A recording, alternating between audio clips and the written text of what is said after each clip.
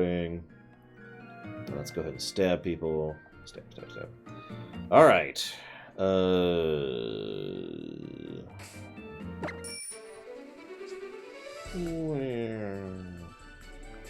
Yeah, wow, wow. Get out of the way, Grandma!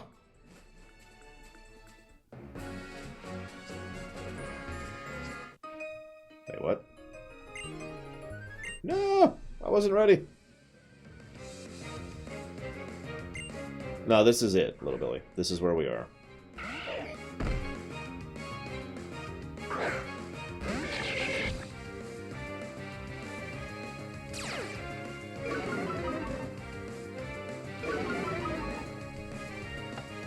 Oh yeah, I need to learn Rock Smash. I think that's going to Gyarados, which means we need to level him.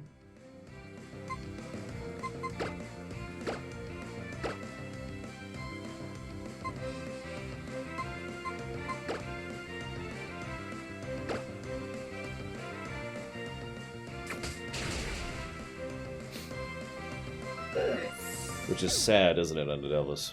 Since, you know, parenting is... Well, let's just say I'm going to give a small speech on parenting when we finally get to the My Little Pony Ruminations. Or, excuse me, Mini-Nations. Yes, Little Billy. Oh yeah, by the way, with the poll closed, we are kicking Alteri Raruru, or whatever its name is.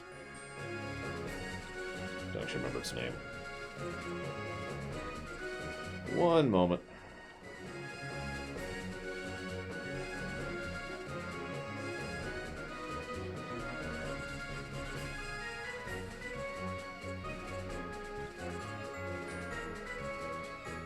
There we go. Yes, Tigzar.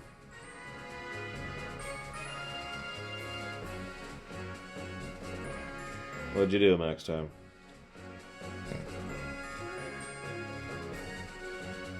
Sorry for the delay. Just give me 1 second. There we go. One of my favorite backgrounds, actually.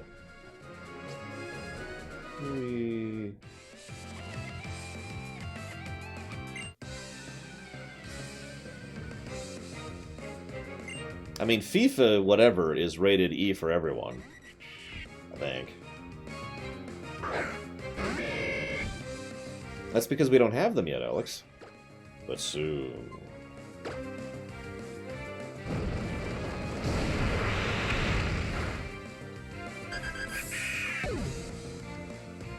Oh, all the time, Harian. 24/7. Definitely haven't not seen them since I moved out.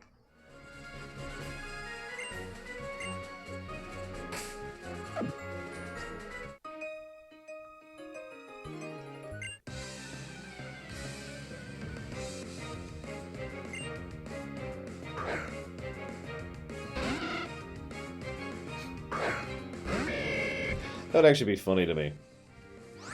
Sorry, we were talking about, you know, targeted advertising.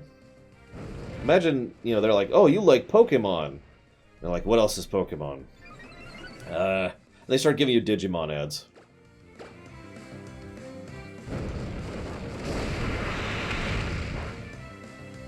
I mean, I'm always a fan of good sprite work, so I'm probably biased there, Dakota.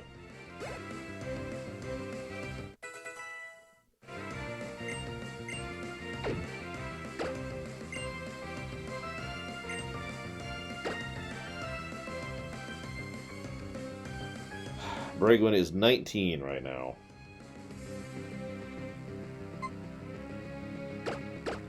Let's see what Alex can really do, now that he's in his final form. Bear trap advertisements. Ah! Apparently you're very intimidating, Alex. Who knew?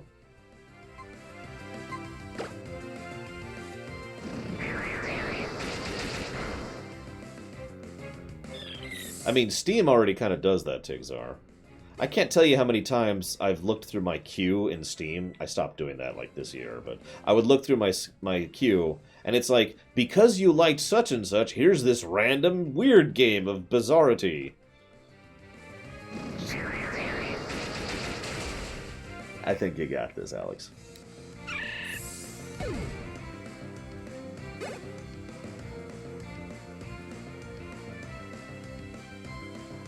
Well, I'll probably forget, in all honesty, Max Time. But if you remind me, since I imagine you'll be there...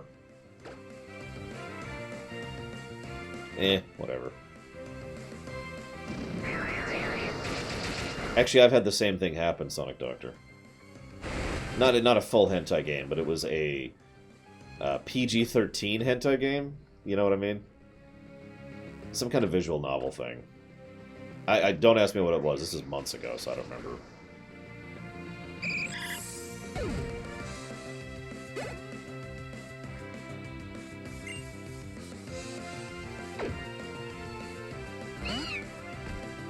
In fact, I'm actually curious. While we're doing this, hang on. Let me pull up Steam.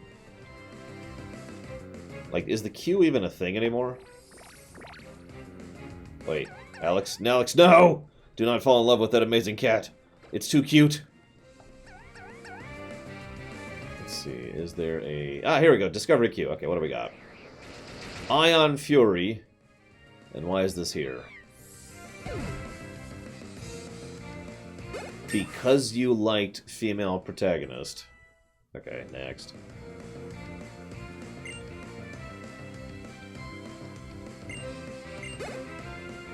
Dicey Dungeons. Which is a free to... Well, no, it's not a free... I don't know what this is. In your queue because it's popular. Yeah, okay, whatever.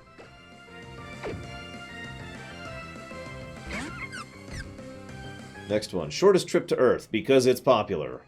Actually, this does look like a neat game. So, I'll glance at that one. Remnant from the Ashes, because it's popular. A friend of mine's trying to get me into that one. Destiny 2, because it is new. Funnily enough, I actually own Destiny 2 and have beaten it, so I'm kind of done with that. Okay, this is because it's popular, because it's new, because it's popular... Because it's popular. Because it's popular. Because it's popular. Because it's oh, come on! Because it's popular. I started a new queue here. Oh, Bragwin's evolving! Bragwin's evolving because she's popular. You've got to be kidding me. It's not giving me anything. Cyberpunk, because it's popular. I give up. Maybe they stopped doing that, because every single one of those were because it's popular. Or because it's new. Yes, Myron. Leave Steam. Bragwin learned Bite! I'm not going to do the joke. I'm not going to do the joke.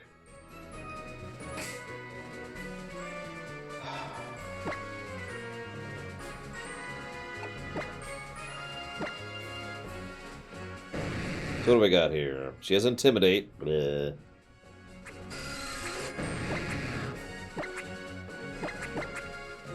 Increased attack, reduced speed.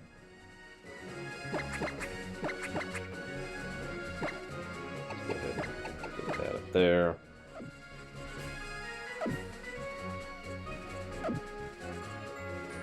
Oh god, don't even talk to me about my YouTube stuff. Now, okay, I don't actually watch YouTube on my actual channel.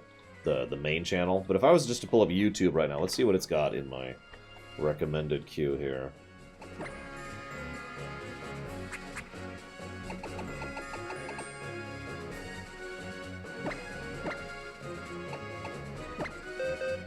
Bragwin now knows Bite and Rock Smash.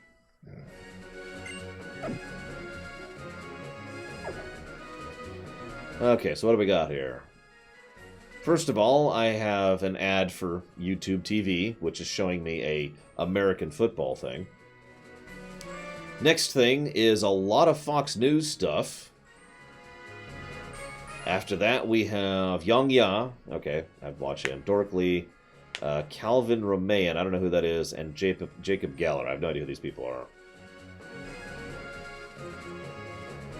Then we go a little bit further down. There's a bunch of WoW videos. That's funny.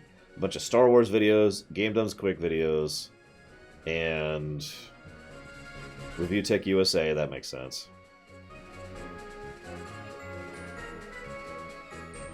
bunch of weird stuff here. I don't even recognize half this stuff.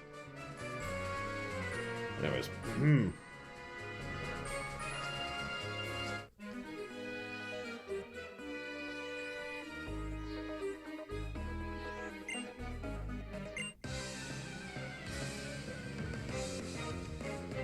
No, I have not, Sonic Doctor. I also don't use Skype. In fact, I haven't deleted and uninstalled at this point. I am not a Fox News guy. In fact, Fox News can go to hell as far as I'm concerned. If... I'm going to stop talking there because I'll get actually angry about that, and I don't need to do that.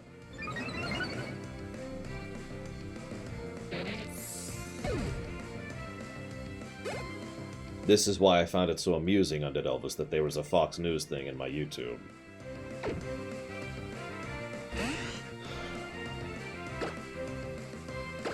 I mean, you think that's bad, Sonic Doctor? Hey Siri.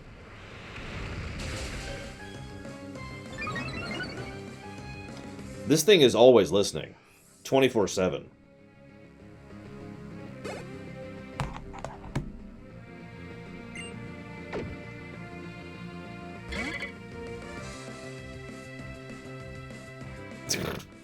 I've actually heard from several people, Captain Zeus, that they found me because of YouTube recommendations.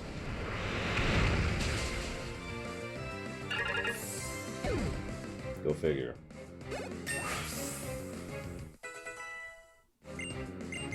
By the way, when does he turn into Blaziken? I'm just curious.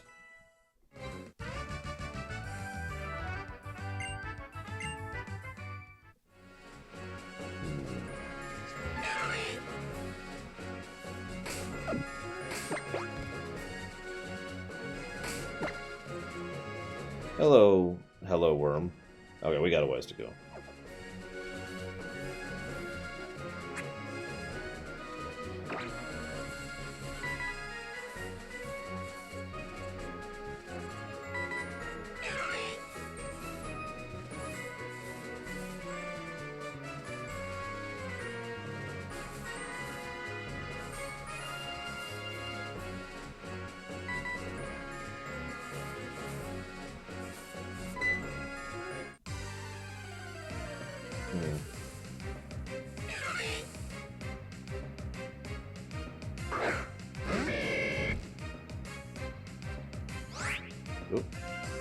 I like how finding me via ME3 is just the standard way at this point.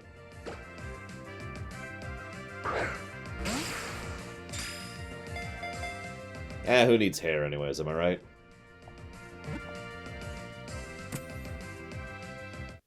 Yeah, this is the best flying type right here. This is going to become our new mainstay for our team. I'm kidding.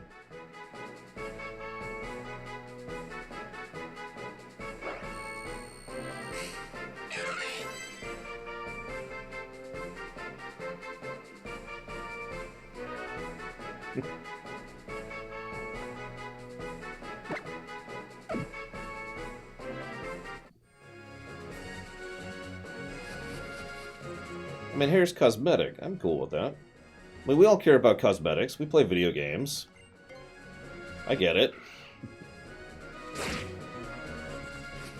I mean, the Zelda stuff would have been quite a while ago, Alex, so I could see that.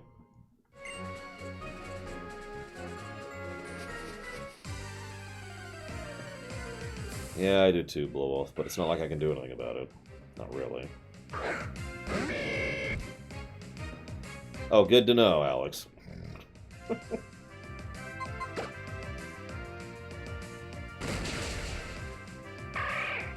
Every time, this is going to sound horrible. Every time I hear someone make the it's only cosmetic argument for microtransactions or loot boxes, I just kind of twitch a little bit.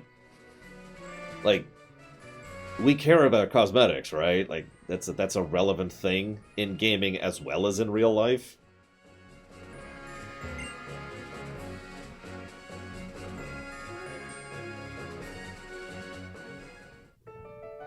I mean, that's normal, right?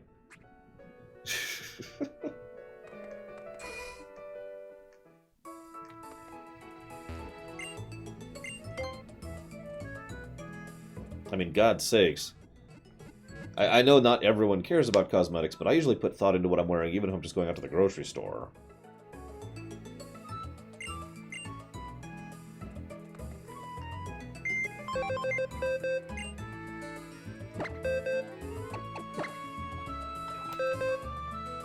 Pride? Ouch. I mean, Lord knows I do have some pride issues. But no, it's more like failure issues.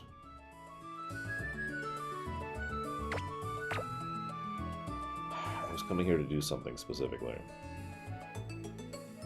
And I don't remember what.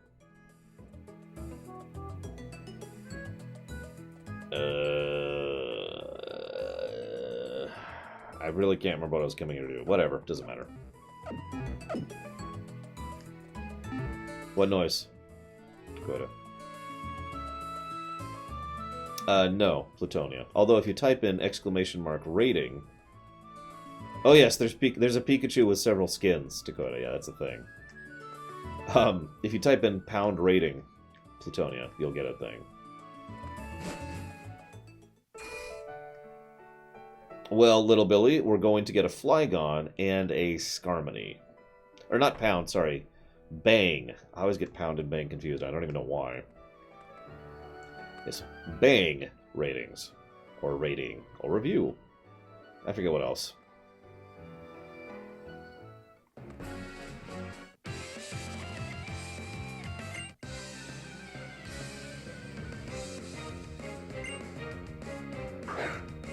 I mean, as with most things, it does depend on the circumstances, absolutely, Hariant. It's just... I have seen far too many people defend micro... That's what I was going to do. I just remembered. I've seen too many people defend microtransactions that are bad. That are overpriced garbage, or predatory, or otherwise badly designed. And as a subsequent consequence of that, they're like, well, but it's just cosmetic.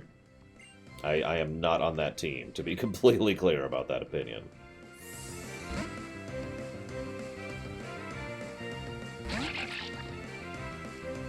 BDO.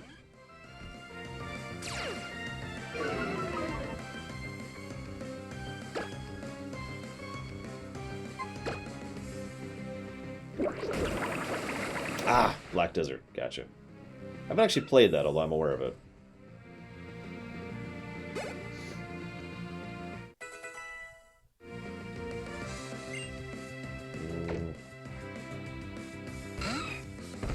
How do I feel about overpriced brands? Unfortunately, that's a little contextual as well. So give me an example, and I can talk about it.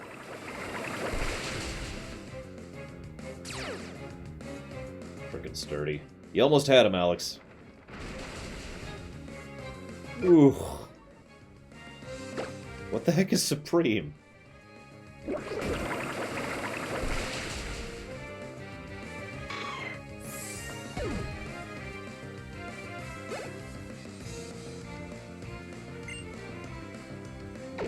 I actually don't know what that is, Halo.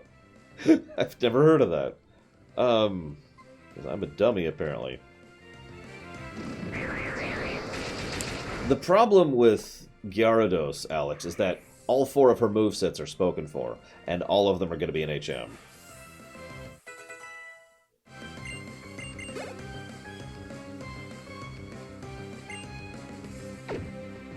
No, Undead Elvis. A 1-year-old could drink soda if they wanted to. Although they shouldn't, and any parent who allows a 1-year-old to have Coca-Cola is wrong. But there's no age restriction on soda, no.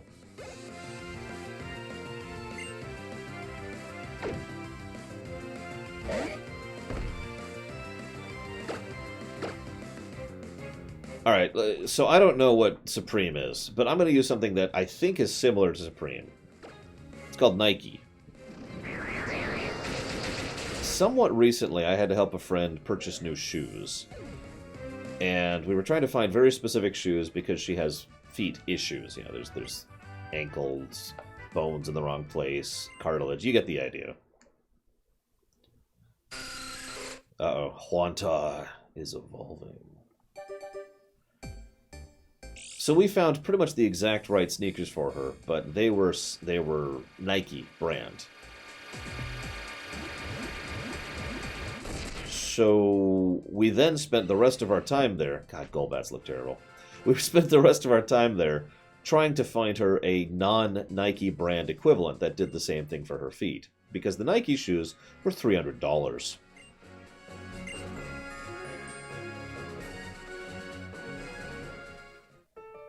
Now, we did actually find something. Just...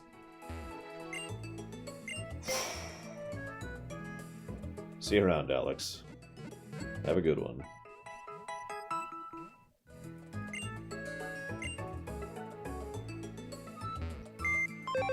So, this is why I say the brand thing is a little contextual. Sometimes brands are actually a good thing. They do mean quality. Let me use a direct example of that. Coca-Cola. If you get generic cola in the grocery store, in my opinion, of course, it tastes noticeably worse. Like, it's kind of bleh. Whereas Coca-Cola, the brand name, does taste better. I'll use an example that's more recent in my life, seltzer water. My local grocery store does actually have their own generic seltzer water, and it's kind of crap. Whereas, you know, the name brand seltzer water I buy, which is Polar, actually is substantially better. So it's worth the extra money in that case because I get a better quality product. However, unfortunately, brand names, I would say statistically, are usually worse because they're the same product, but more expensive. And that's ignoring the other obvious problem, which is that you can get...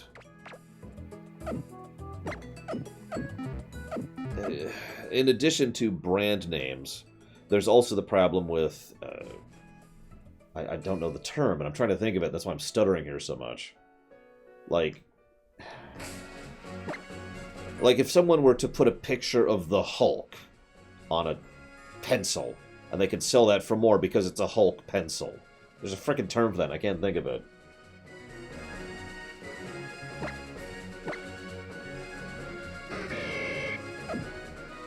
Bottled water is a good example of an overpriced brand. I actually do get generic bottled water here.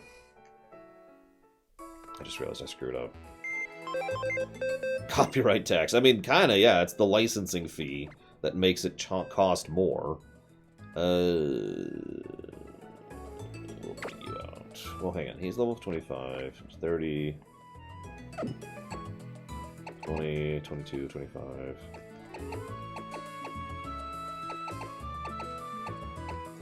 Yeah, we'll do these two. But there's a term for it, and I can't think of it. It's the licensing thing. And usually licensed stuff, I say usually, always, licensed stuff is brand stuff. So you've got stuff that's more expensive that is also more expensive.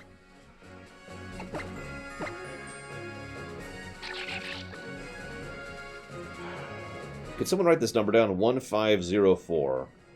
1504.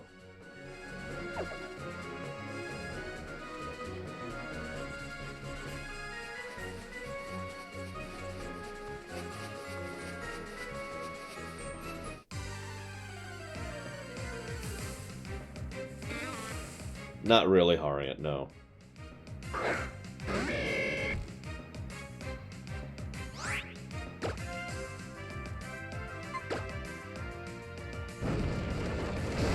I am doing tests max time. 1, 2, 8.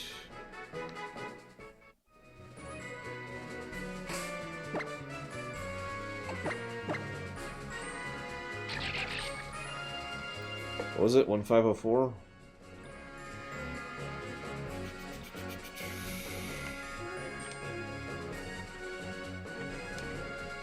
So he got exactly half of the experience from that fight.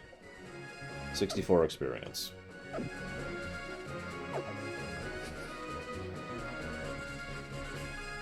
Could someone also now write down 1440, please?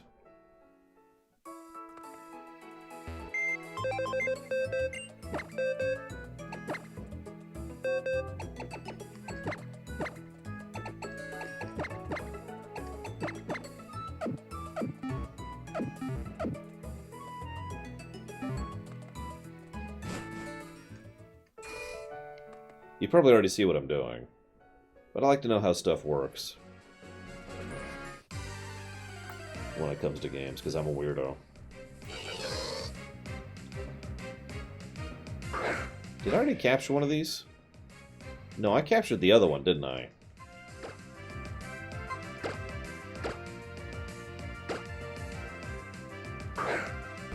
Think. Master Ball.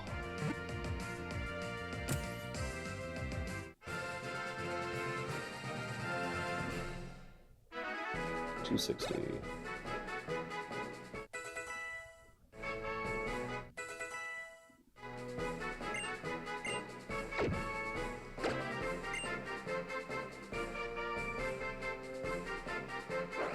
Wait, so you're telling me they have even better UI than I already thought they did next time? I've already given this game like 3 pluses for UI, because holy crap.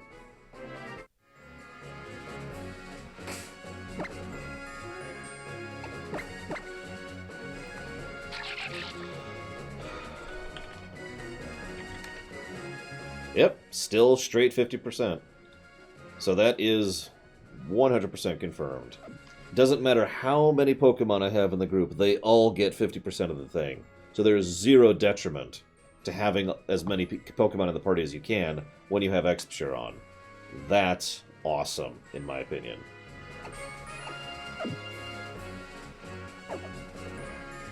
I praise that.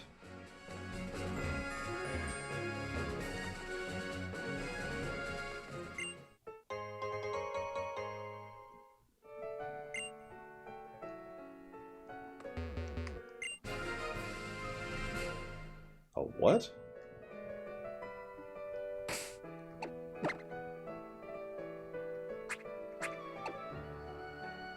Ah, that is a Megastone. Oh, I should know that since that was one of my heavy hitters in one of my playthroughs. I forget which. They're very pretty flowers.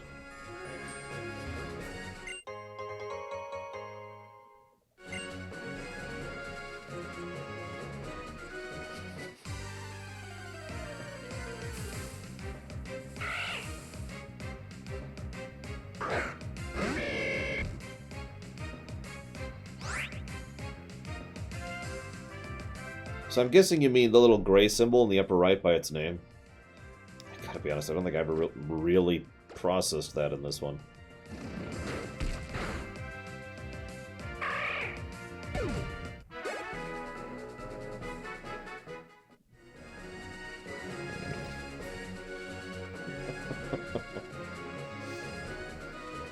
What, Max Time?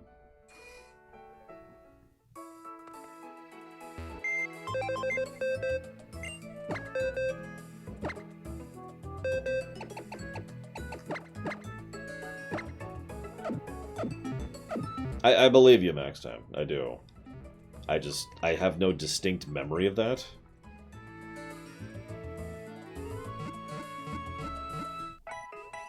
I also usually don't check the UI for that. I usually know what I have and what I don't have.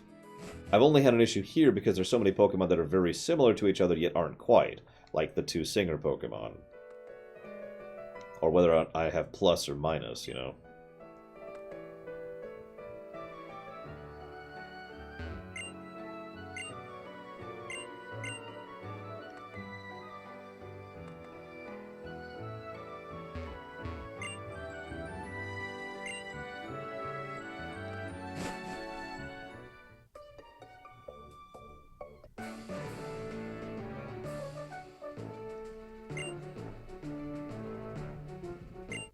Oh, Cragmon. So what is it if you haven't caught the species? Like, you'd think Gray would be hasn't caught, and like a filled-in ball would be you have caught. Or something like that.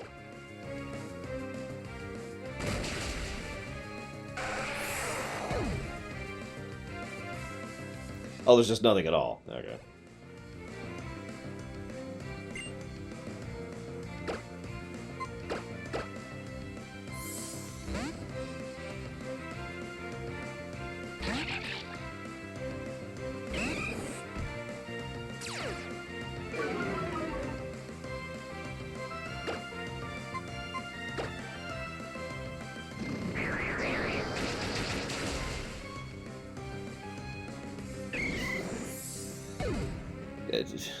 Rub it in, Max Time. It's all good.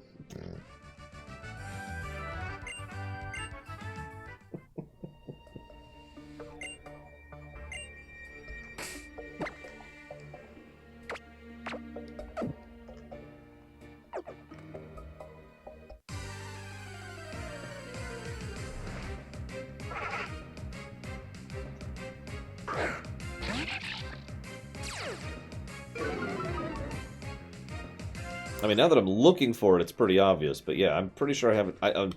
I know I haven't noticed that at all this playthrough. I'm not sure about previous playthroughs.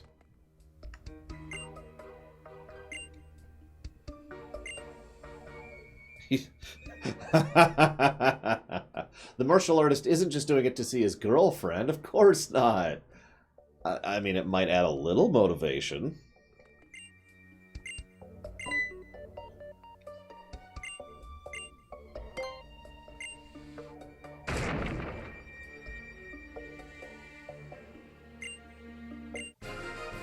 Agronite.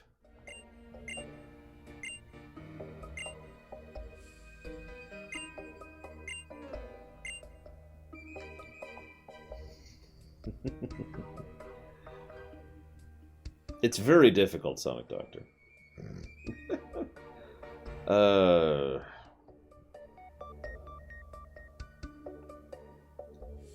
I don't know.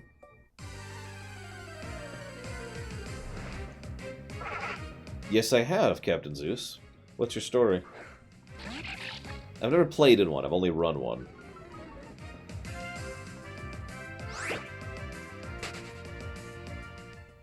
Now, if only the search function actually worked, Baron. Strongest starter in lore? Charmander. Because he's a freaking dragon.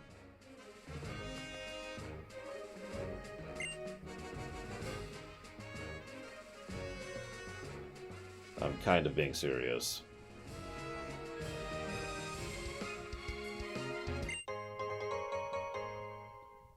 I'm looking. Max time, I'm looking. Or do I have to do the sneak thing? Just mashing A as I walk around, looking for a hidden item here.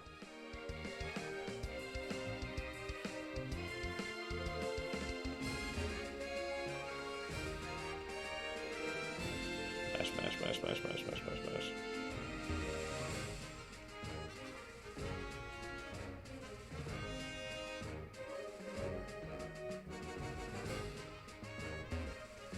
I was actually just thinking, I feel like I got the dowsing machine already. But I don't know how to use it. Is it an actual item? I thought it was part of the nav. Let's find out. Oh, my bad. I thought they baked it into the nav.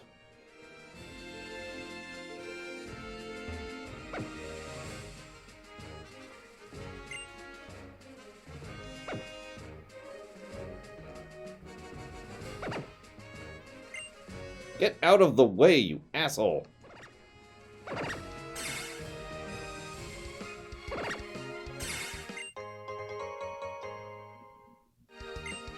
I think you're right, Max Time.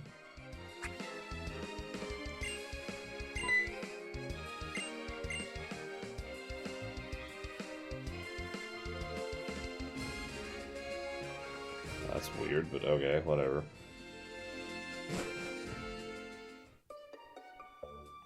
Yeah, I suppose I should go ahead and register those. I do like the register shortcut, by the way. Oh my god.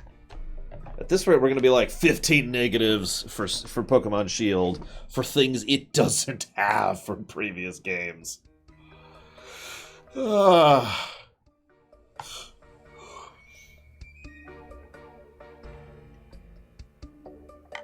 Well, that's pretty horrible, Captain Zeus, but okay. Yeah, where's the secret gym, by the way? Or the secret gym, the secret base. Like, I remember that in, I want to say Platinum, and I was really not impressed with it. I guess I just haven't gotten to the point yet where I can use it, or find it, or do it. Okay, Road 12. Well, time to progress the story.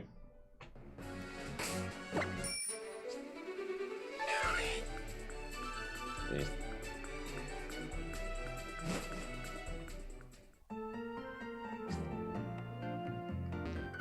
Why would they feed something to a Gundark?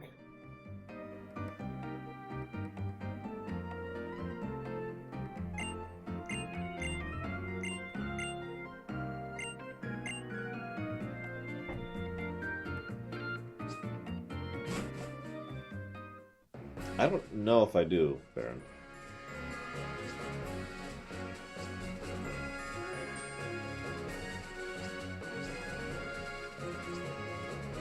Okay. Oh, come on! I just wanted to read the sign. Good morning, Shadow Machine. Yeah, I feel you on that one.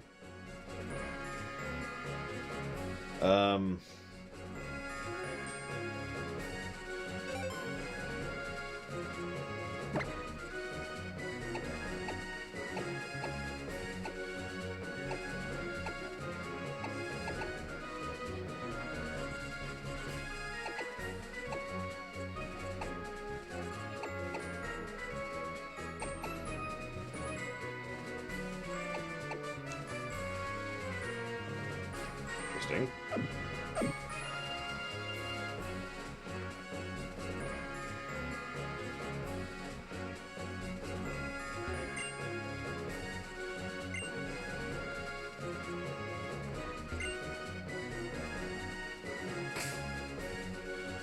I don't think I can imagine such a thing, Omega Legion. I think even something like E.T. wouldn't get that bad.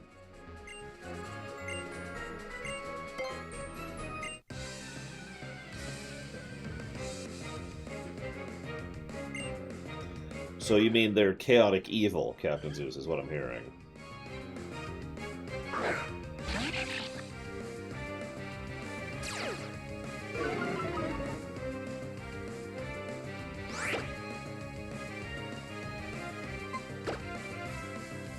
Sounds chaotic evil to me so far.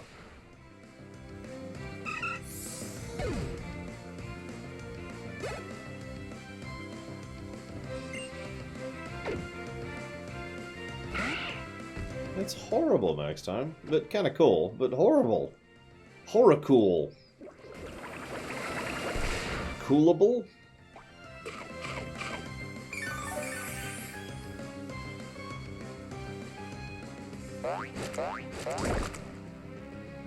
Oh no, electricity's power is weakened.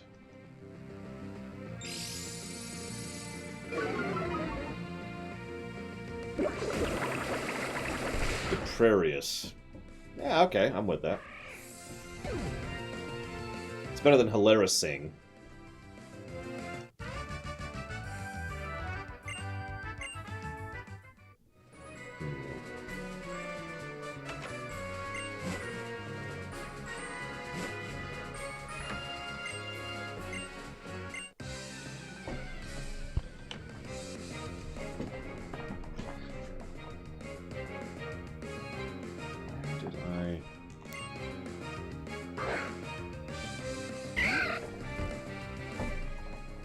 Missing something, and I'm not sure where it is. Oh, whatever.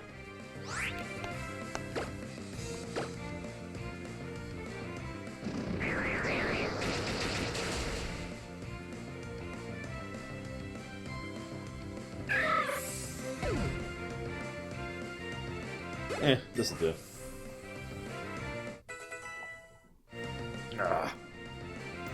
Pulling up my... This is gonna sound weird, but resting my arms on my armrests for long periods of time starts to hurt my elbows after a while. I know, petty complaint.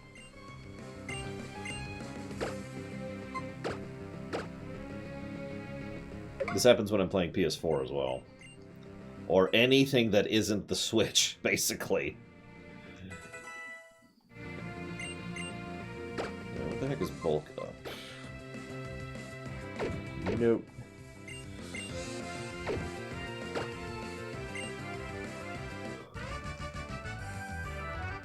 Yeah, exactly, max time.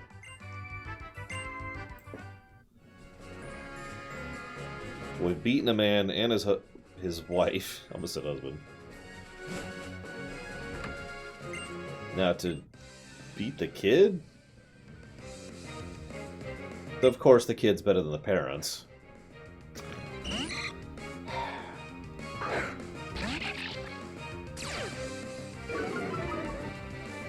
Listen, little Billy, they're the worst things in the Pokemon world.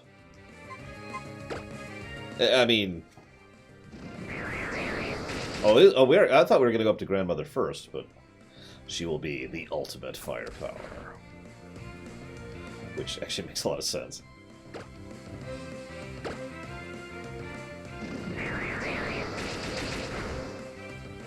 I feel like I have actually used a stat move as a major strategy component, but I can't remember which one. Other than the obvious ones like, you know, special attacks that will lower the enemy's special defense, of which I feel like there's several.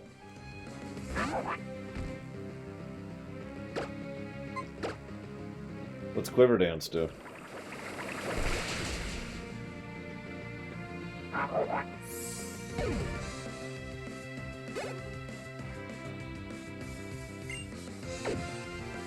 Yeah, I think you've got this, Alex, even though you're not here anymore because you're at work. Which means we need to stop using Alex, clearly.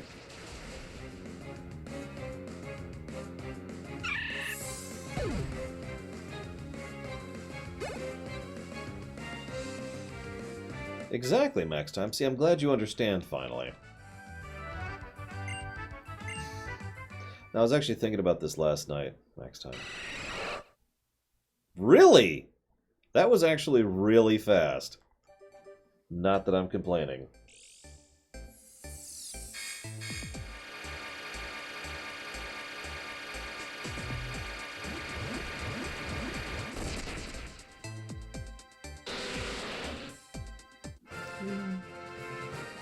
The wings are even flapping at a time. That's awesome.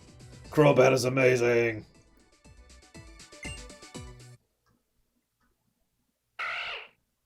Oh.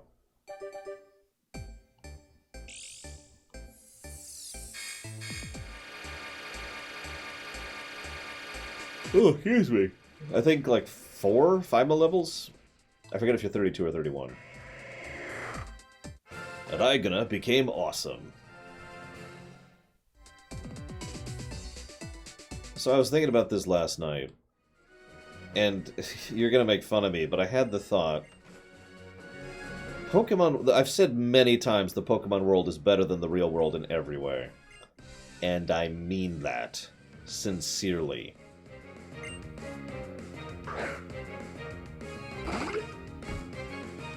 However, that does not mean the Pokemon world is perfect. It just means the Pokemon world is better. You know what I mean?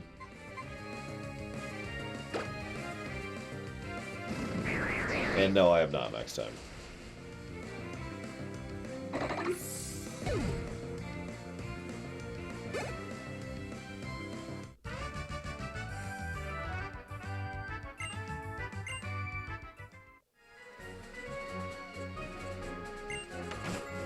Okay, we done? Okay, we're done. What do you got for me?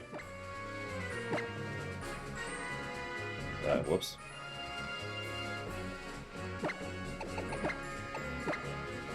Antidote. I mean, I'm gonna kick him out of the party soonish, Max Time. He's only in here for the temporary. He even challenged the Pokemon League. Big Brother's even stronger than Grandma. I mean, in fairness, even reaching the League is kind of rough, so, you know. That's pretty impressive.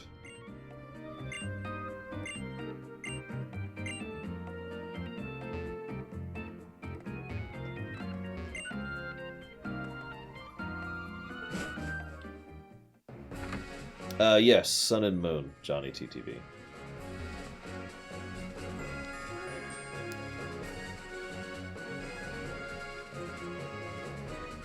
What am I looking for? This.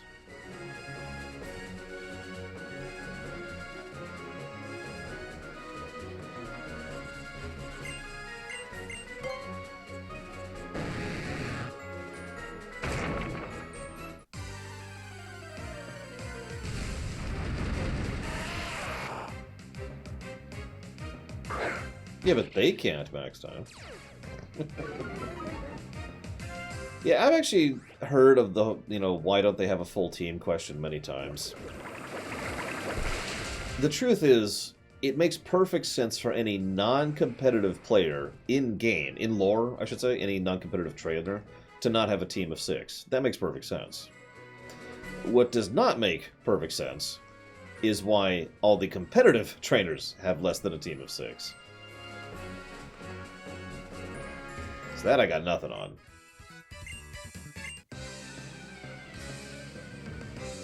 Like, gym leaders and gym trainers should probably have 6. Just, period.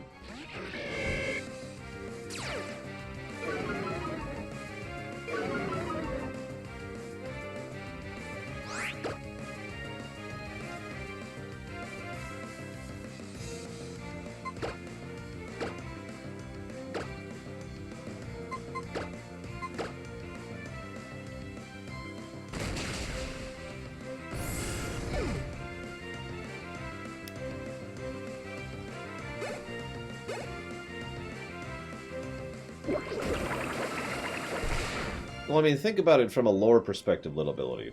Little Billy. Wouldn't it make more sense for someone who's just kind of interested in Pokemon, or who isn't a competitive trainer, or who's anything other than a competitive trainer? Basically, anyone who is not an ace trainer or going up the league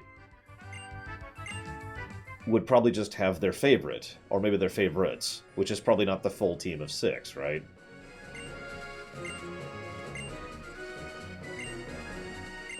Yes, I'll do the interview.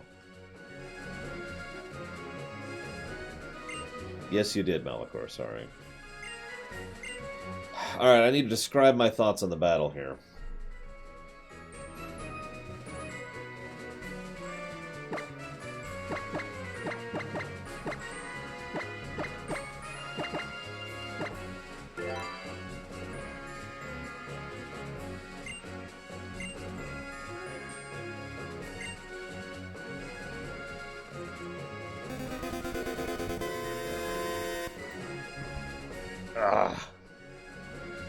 Damn it.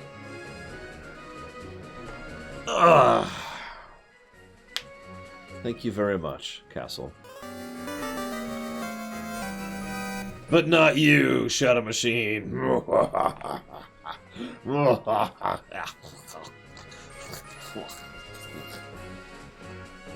Oh, that's a re-notification. Okay. Well, I'm still grateful. So, to Subnautica.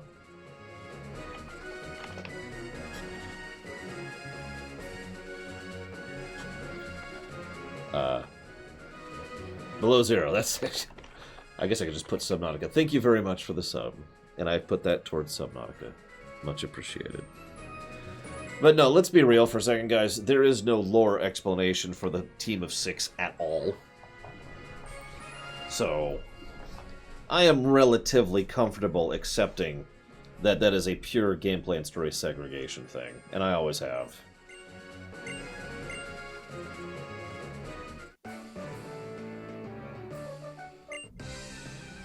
I mean, we've talked about this before. Team of 6, 4 moves per 6. Like, that dynamic makes perfect sense from a gameplay perspective, but absolutely no logic until when it comes from an in-lore perspective. And don't even try. I've heard so many people try to justify that. Like, well, you know, maybe they can't carry more than 6 Pokeballs on them at a time. Because backpacks aren't a thing.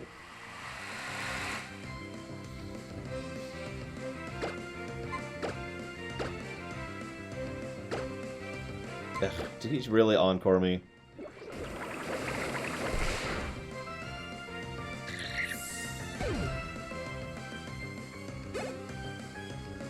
Yeah, I literally have 1,000 Pokeballs on me. Not even a joke.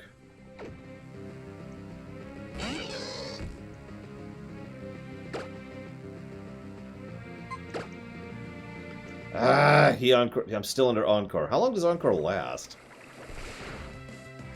Now, see, if it's a league rule, that would make sense for league Pokemon. So basically, like the Ace Trainers, the Gym Trainers, the Gym Leaders, and the Elite Four capping to 6. That makes perfect sense. That doesn't apply to anything else, though, you know?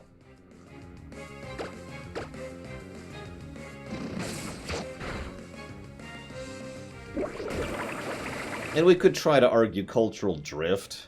Like, everyone uses 6 because the gym, the league, uses 6. The only catch there, though, is that doesn't quite apply in some cases.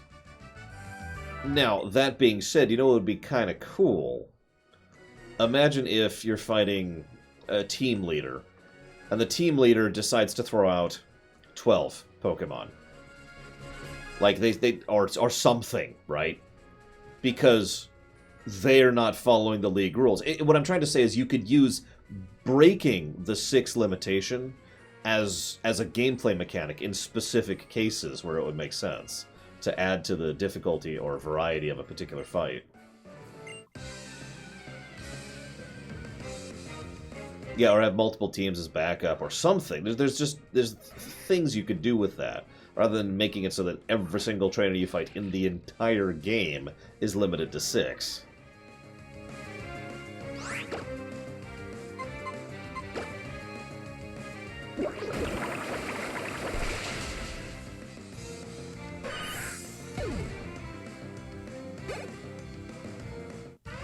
In fact, what I'm specifically envisioning is imagine he tosses out 2, and you can only have 1, so it's not a traditional double battle.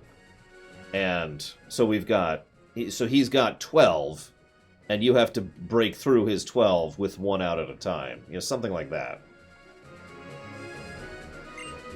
That would probably be a larger boss, like an actual admin or something, but still, you get the idea.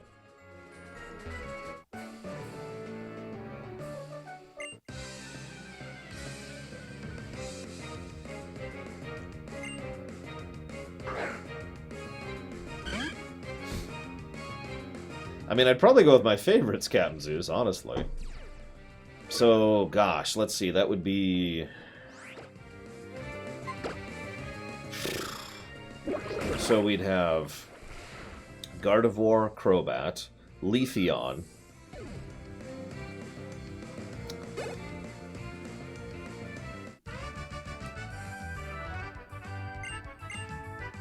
now it's getting difficult. Give me a minute. Melodic.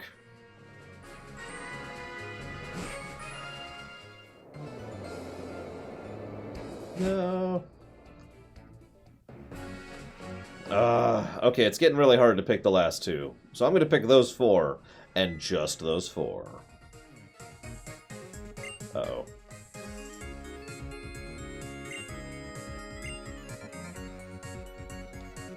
Hello, Hazardous.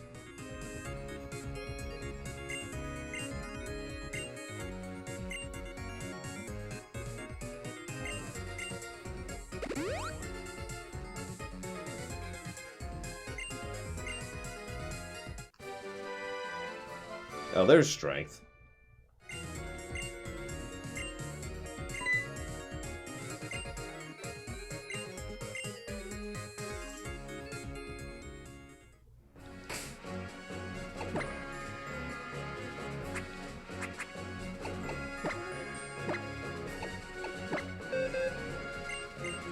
Braygwin now has strength.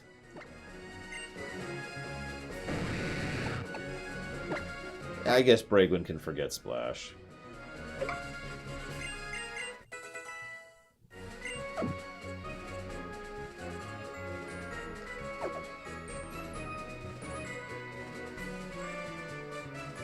I guess Blaziken was supposed to have strength, wasn't he? Yeah, whatever. I can fix it later.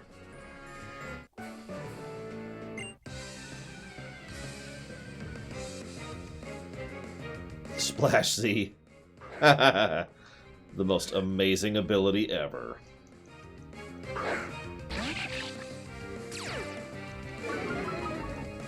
Yes, I do remember that, Halo. And I remember that being bullcrap.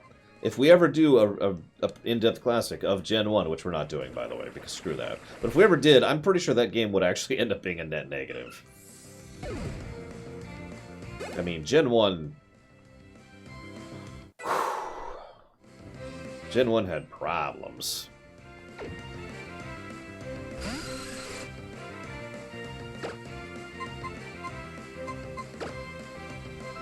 Yes, I know I need dive. I just picked the wrong Pokemon, guys. It's not the end of the world. Jesus. I could even replace Braygwin if I had to. With Braygwin 2.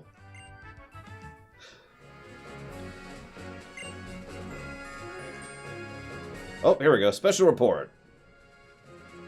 Today we have information about the latest contest newcomer, singled out by the top idol Lucia as a potential new star. Lucia selected a young trader hailing from Littleroot named Lore. She wanted a record to say, from the moment I saw him, I knew he and his Pokemon have what it takes to become real contest stars. It just hit me as if my Ollie had gotten with me stunned. I feel like we've read this before. Never mind, we've read that before.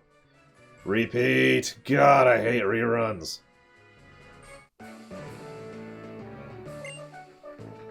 Alright, so... Negative to gameplay.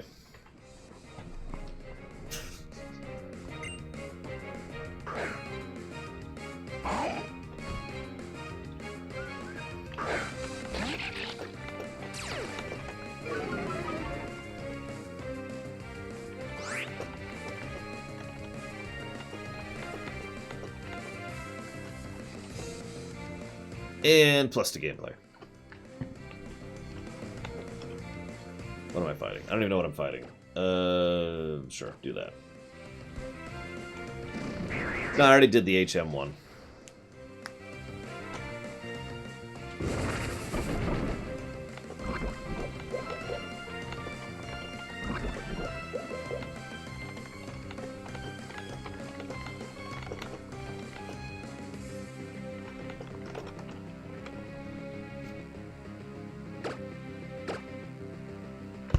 But can you guess why we gave the additional plus and negatives? You be the judge.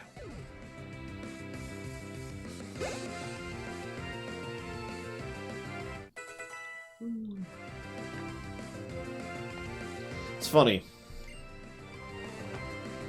I'm pretty sure... No, I don't want Swift. Like, looking at the negatives... Unskippable cutscenes, randomness in catch mechanics, randomness in finding Pokemon, HMs, and the game is too easy.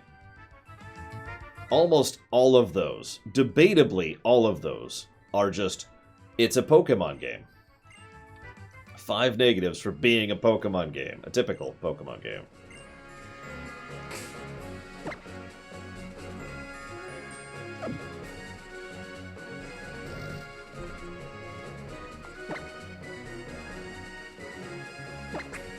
In fact, if this game wasn't doing so much right, it would probably be a whole lot worse.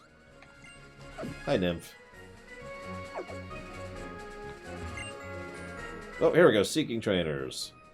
We're here today to scout a wonderful talent. The trainer I've got my eyes on today is Lore! It's getting suspicious. This is some targeted advertising. All of these stories are about me. The fastest way to check a trainer's abilities is to battle. We began our investigation right away. So we battled, but Ty and I suffered a spectacularly crushing defeat. Lore is exceedingly strong, Lore Flex. Now to share my thoughts on our battle. The team of Masquerain and Combusken was the best. Seeing those two help each other out during the battle was wonderful. That bubble beam came from the friendship between Masquerain and Combusken. The victorious trainer had this to say about the battle. Master Ball! Combusken, Masquerain, and Master Ball. There's something wonderful about those words. Good trainers have good things to say, and we'll see you next time on our next broadcast.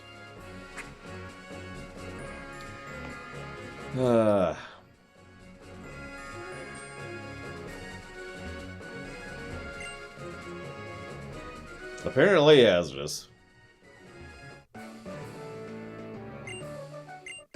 This guy's laughing too much. We're gonna have to defeat him. I'll give you something to laugh about.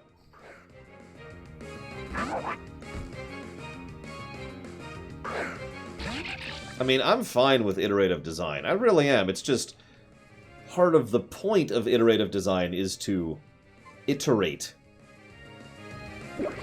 To inch forward. Oh yeah, speaking of which, Captain Zeus. Funny fact. So I was looking up something this morning, and where was it? Hang on, let me see if I can find it. No, don't change.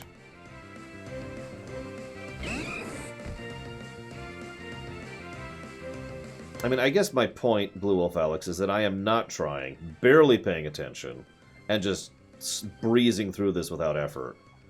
With a bug flyer that everyone wanted to kick out because it was too crap. I mean, this feels a little too easy to me, you know? I don't mind ease being a problem, and in fact, the ease of the game isn't even a problem in its own right. It's the fact that I can't do anything about it. If there was proper difficulty options, or I guess that's it, then that would be fine. That'd be like, okay, woo, we're with it.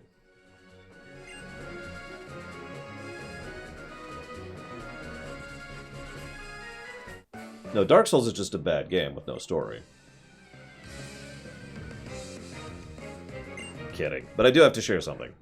So there's an announcement that came out today about the Battle Stadium, which is Pokemon Sword and Shield's ranked mode.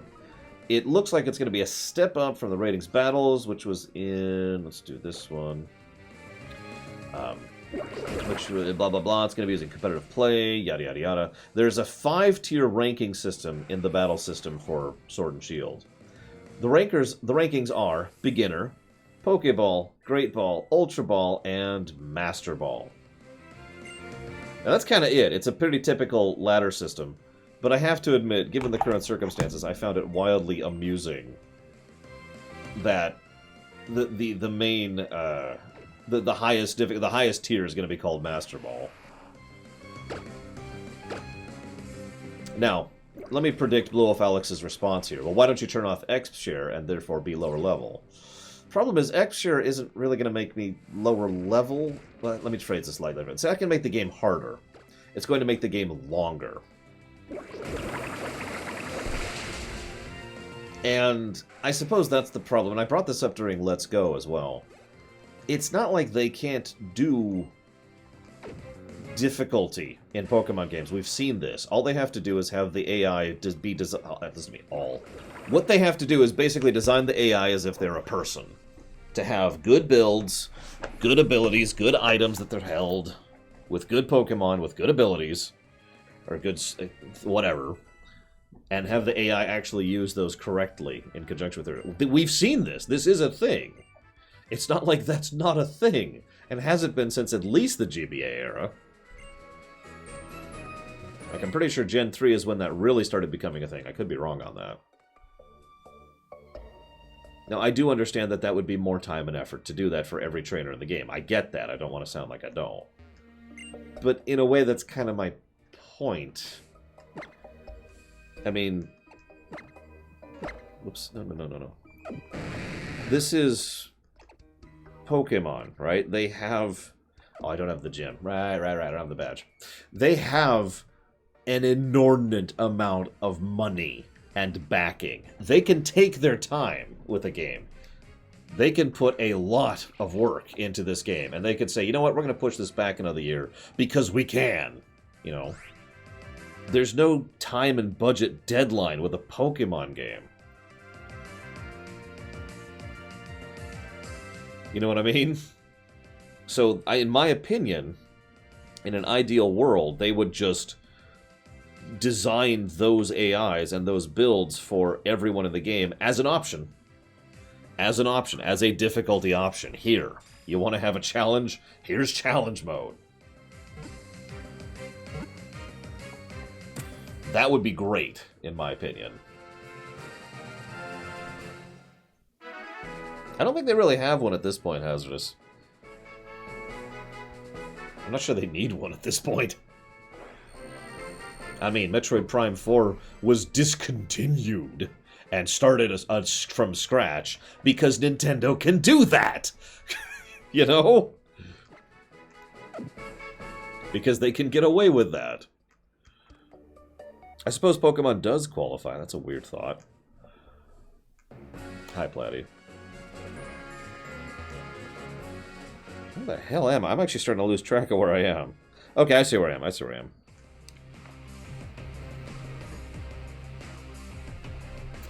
Anyways. Now, all that being said, obviously that's what I would call a positive, but I don't think that's mandatory. But I think, and this is just my own inference, there's only 3 Pokemon games that I would give a negative for being just too easy in its main content. This, X and Y, and Let's Go. It's the general difficulty of just playing through the games has never bothered me, except for those 3 games. Now, that being stated, I have not done a full review, like a go-back review on most of those games anytime recently. So it's entirely possible this has always been a problem and I'm just an idiot. I will admit that this could be on me here.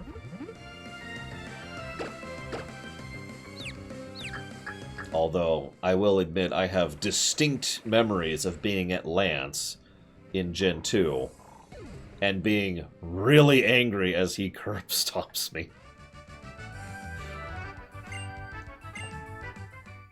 I hope so too, by the way, Captain Zeus. Here's hoping. I guess I'll get the berries. I've been kind of avoiding berries. I don't feel Sun and Moon was too easy, no. At no point did Sun and Moon bother me because of the ease of it. In fact, you may or may not remember this, Hazardous, but Sun and Moon, I actually failed to defeat a certain fight. I lost on one of the rival fights. Now, it was a acceptable loss. You didn't have to win to progress. But I still lost that fight. I don't think I have a Machop yet.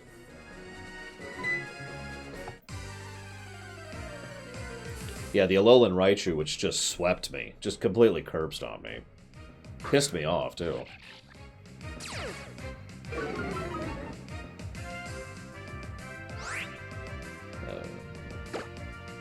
Hang on, does he have the Pokeball symbol?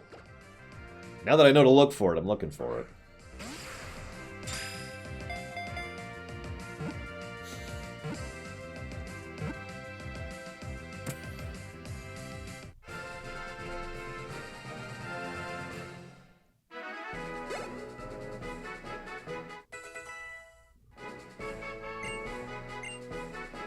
Nope, Braygwin doesn't get any moves. She gets HM moves.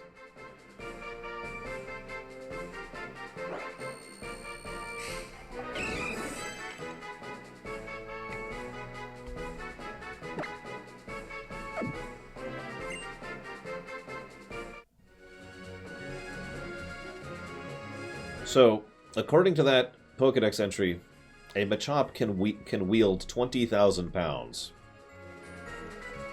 Yeah, no, I totally believe the Pokedex issues.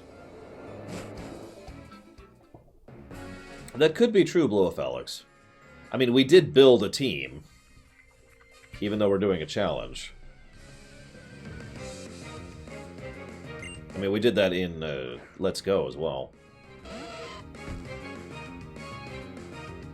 It stands for Hidden Machine, Braygwin, as opposed to a Technical Machine, which is TM.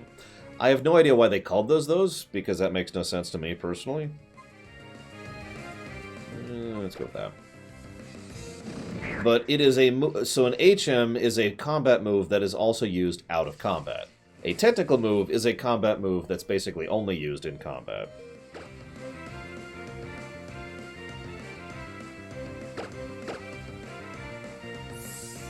Oh gosh, what was our team in Sun and Moon?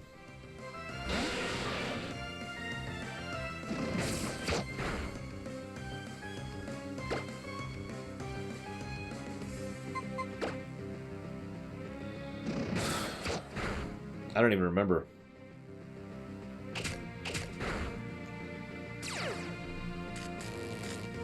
Really? Yeah, Braygwin. Okay, so we had... I know that the challenge we did in Sun and Moon, which was to only use new Pokemon. And I know we had the giant Leander horse. The Mudsdale, yeah. And I know we kept using the Ghost Grass Pokemon of Awesome, which is actually my favorite starter, now that I think about it.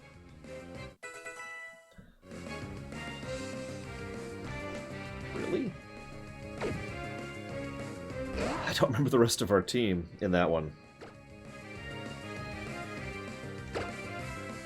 I mean, it would change substantially, Ventures, but if you're asking me for a percentage change, I got nothing. I don't think Sun and Moon's in here, so I can't check. Yeah, it wasn't a monotype. It was a new type. That was the challenge. Use only Pokemon that were new.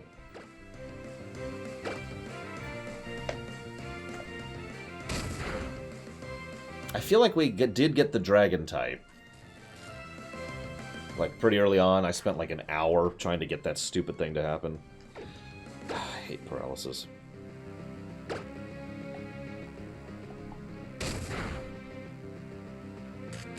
Oh my god, really?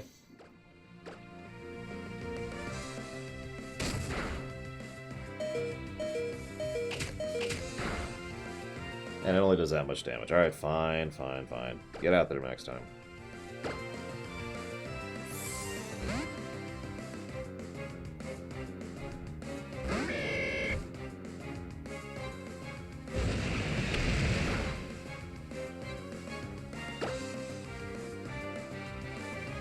I guess this one, whatever.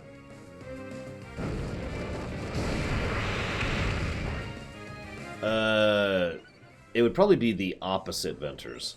When you have a decreased hand size, your options are more limited, if that makes any sense. Now, obviously, there is a cap on that. If you just give yourself a hand size of 50 billion, then everything becomes meaningless. Basically, think of it like a bell curve. This is too few options. This is too many options. What you want is somewhere, like, up here. Make sense? So in my opinion, if you reduced the number of Pokemon or the number of moves, the reduced options would mean that people would be far less likely to try out builds and stuff because they have less to work with. It's the same problem in a JRPG where you have a party size of 3 instead of a party size of 4.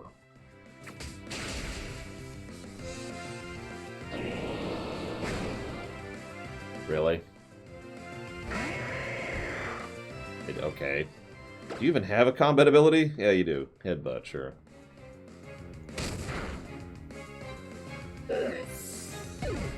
However, again, I do believe that you having too much is very much a bad thing, too. If you have a party size of 15, then you got a problem.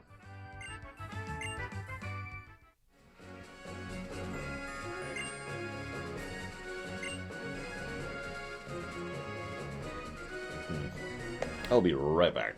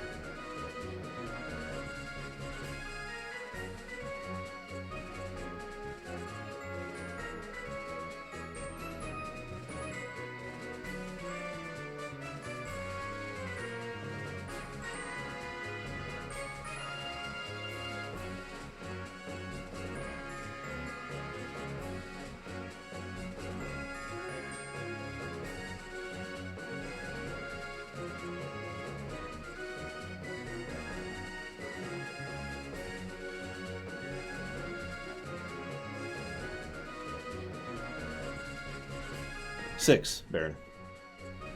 Why do you ask?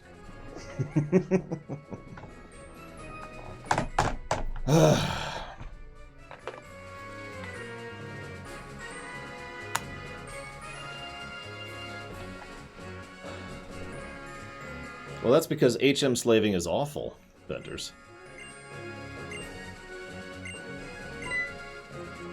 That's why I like Sun and Moon and Let's Go so much in that respect. Because they got rid of HM slaving entirely. Just ejected it as a concept. Oh, is this guy? Arun? Arun? The what, Baron? Probably not. A super secret base? Well, that does sound kind of cool, but I don't know about secret bases. Can you tell me about them? A secret base is apparently adventure, romance, awesome. It's the best place to chill for you or your pals. I now have secret power. I've always had secret power. Entrances are full of adventure. Secret spots.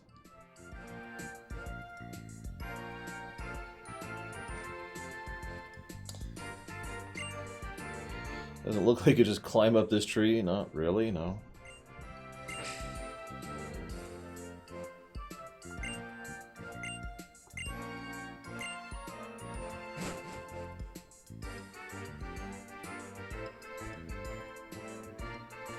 This is a very large tree.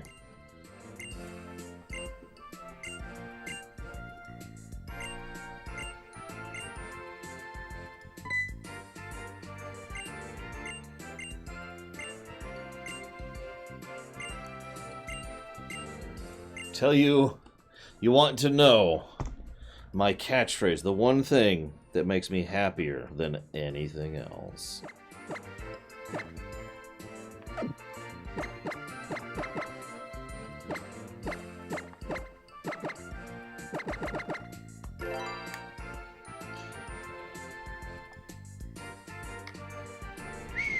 Master Ball?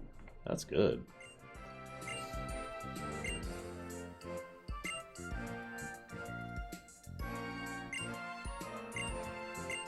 Yay! Now we have a master base, or a secret base. Thanks!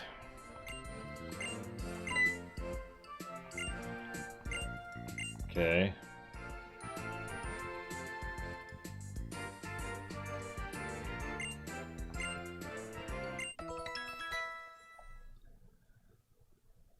Okay, so I found our team. Can you visit other people's bases? No, I can't.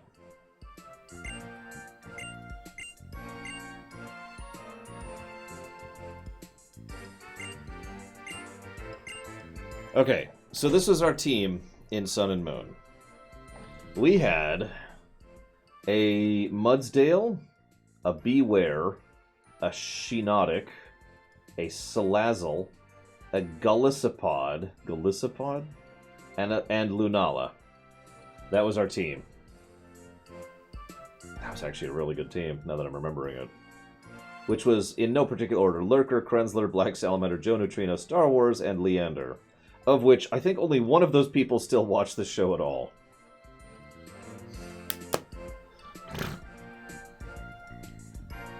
We have since lost everyone else. Alright, let's make a gym. I would like to decorate.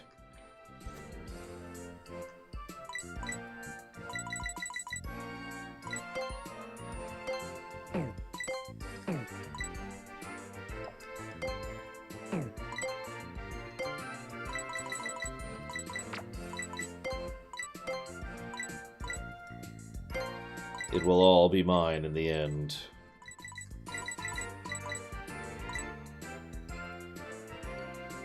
Yes, I talked about it this morning. Did you hear that Mendello Mello, or whatever the hell his damn name is, also left BioWare? Yesterday? I gotta have a bed. I mean, that's just mandatory.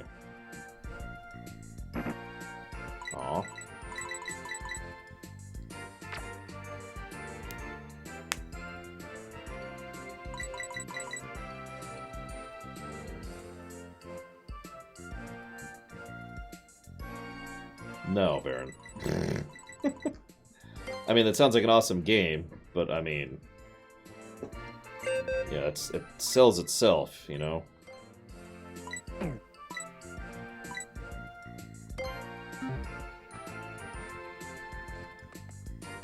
So that means I can't do anything here, doesn't it? It just occurred to me.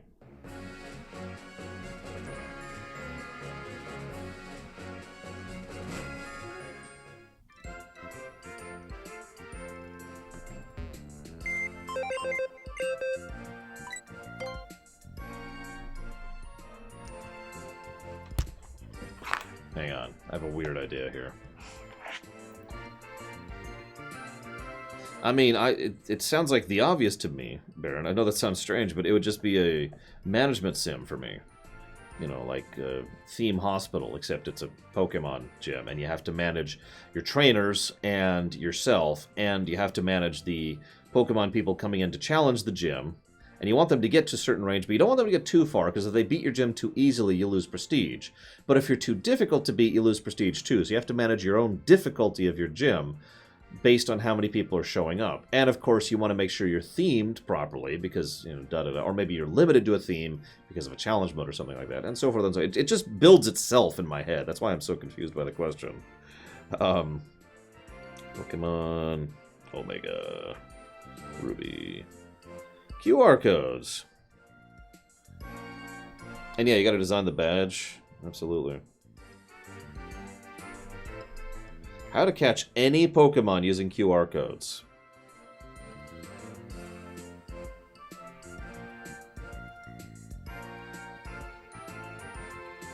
This has since been patched. Aww.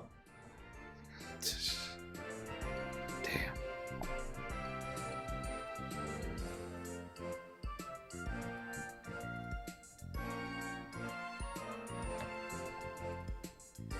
Yeah, exactly, Dakota. Just manage the gym. I mean, that sounds pretty cool to me. Especially since the extra layer here, the unique mechanic, would be managing the challenges of people coming in and fighting through your gym and trying to defeat you, the gym leader.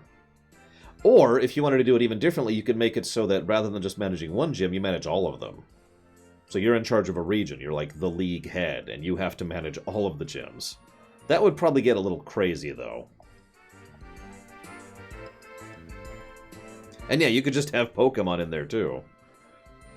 Probably a simpler version of it, but still.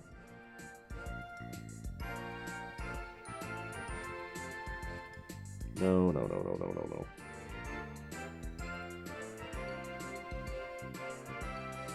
Okay, this is not helping. Whatever, I give up. I give up. Ugh. Onwards. Yeah, that's true. Or maybe an expansion pack has just... Because that's going to be a lot of extra work to design a whole region. And designing a UI that can manage a region simultaneously. That's going to be a bit rough, but... Yeah.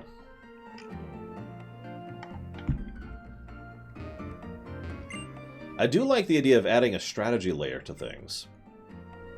As Takoida says, having gyms challenge other gyms. Or being a gym, challenging other gyms.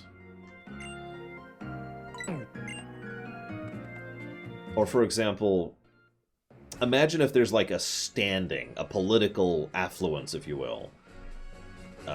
Depending on your relative standing versus other gyms.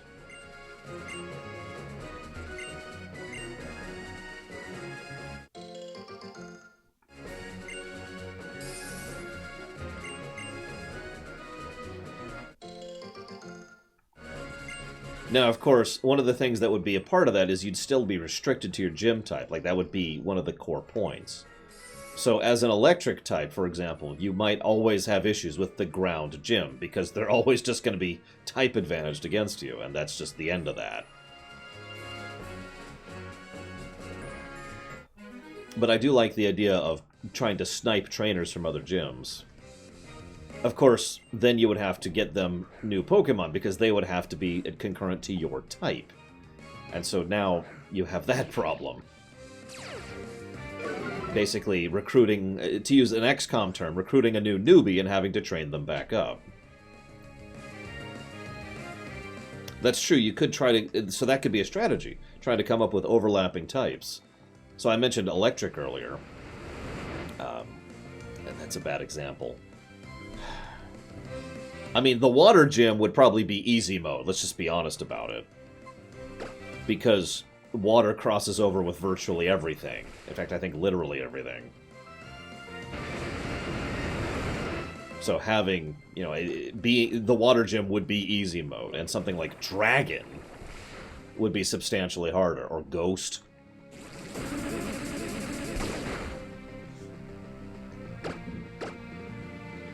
I'm liking this idea, the more we're talking about this. And yeah, I think it would still be possible to recruit off-types, just more difficult. Of course, what's the requirement for recruitment?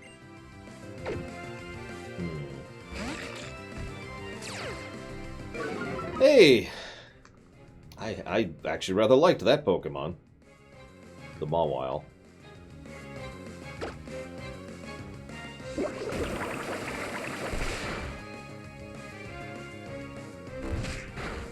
That's true, Meadfist. So Dragon, okay. So let's step back from running the whole region mode for a second. And assume we're focusing on just a single gym. That way, Dragon wouldn't necessarily just be hard mode. It would be different challenge. Like, imagine if you're playing the Dragon Gym, and it's difficult, if not actually impossible, as a setting, as a toggle, to not recruit other people. So your current lineup, that's all you get. And you have to constantly defend your status from virtually every other gym who is trying to push up the ranks. Because you're the Dragon Gym, and you're probably the top-tiered gym, right?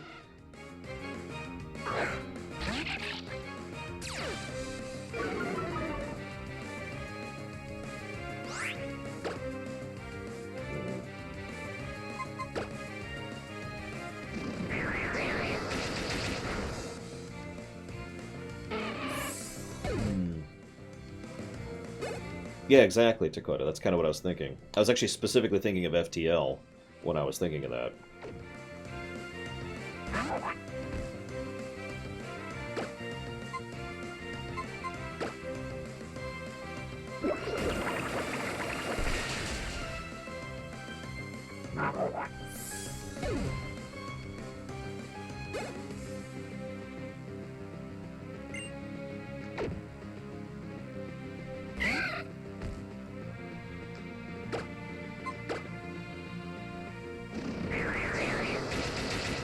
I was actually thinking the same thing, Dakota.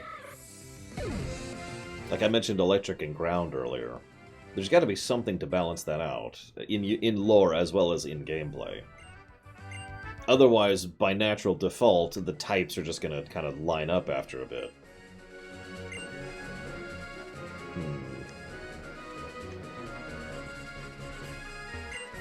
I keep forgetting to do this. This is like the 5th time I've forgotten to do this.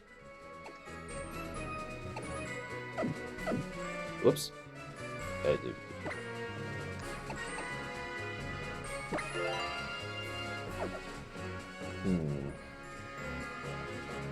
What do you mean, Dakota?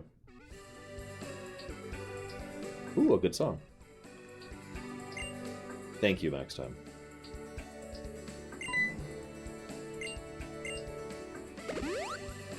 And I do like the idea of having like an Elite Four thing built in, but the problem is I don't think that fits all that well, you know?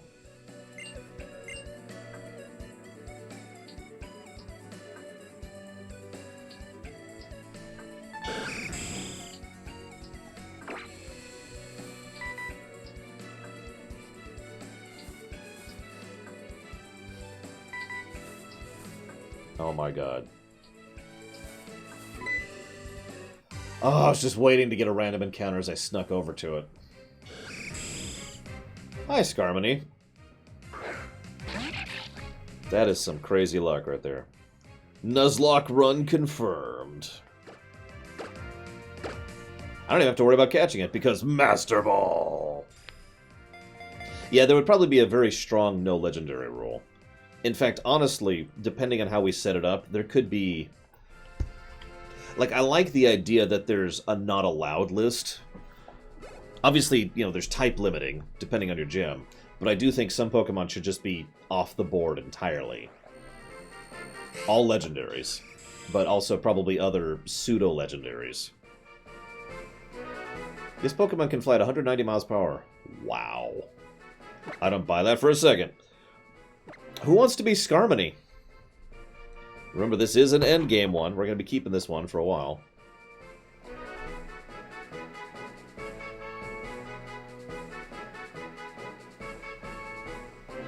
Looks like it will be Takoida.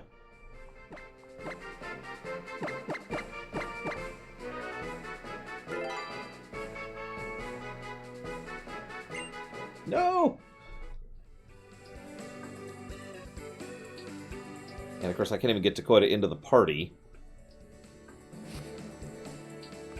But yeah, Takoida will probably end up being our tank. I do like this song. Yeah, I like the idea of, like... Okay, sure, what's that?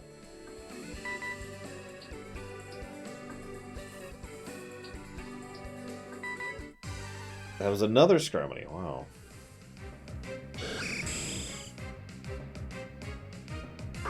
So I'm guessing Trapinch is what becomes Flygon.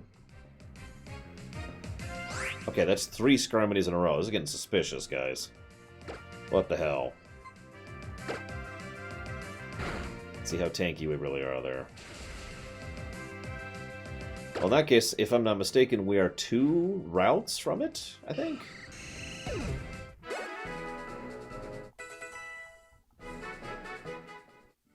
I think? Hang on. First, let's backtrack.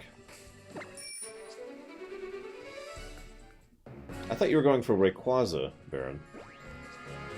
Yep, here. But it's a good thing you guys told me. I'm sitting there thinking, why would I get a Trapinch? That's so strange. Oh, I need to add Skarmory. Nope, that's not Skarmory. There's Skarmory. Almost our full team there. I do not see a PC here.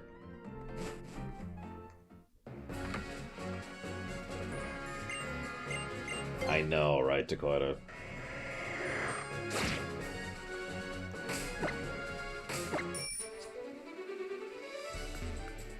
No, that's... No sorries. I wasn't even looking when I was there. That's why I went and checked. Can you guess why it's so cool around here? It's all the Ash we play in every day! See you around, Blowfelix. Have a good one. I do like the ashen background we got going on here. Hey, it's a Trapinch. Go figure.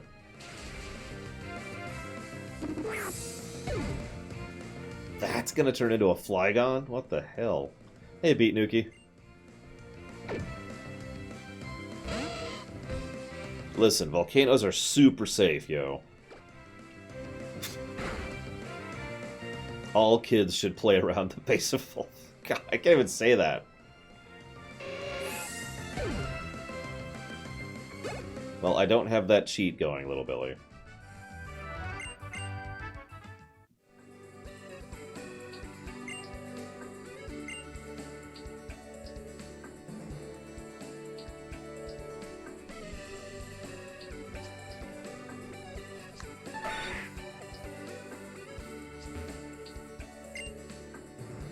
It's fun getting half buried when the mountain is covered in ash. Are they literally playing in ash? Like, I was kind of kidding.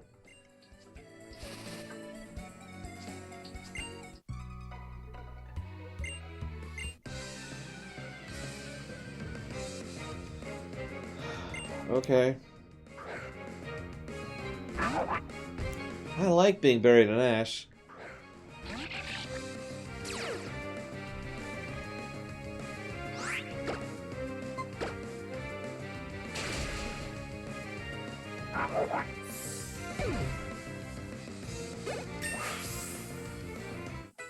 Ground glass. Ugh.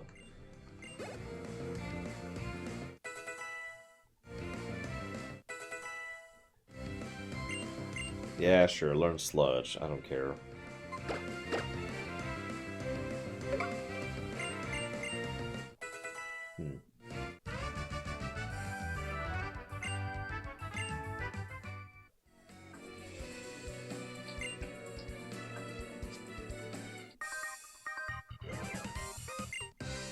The volcano's eruption is proof that the world is alive.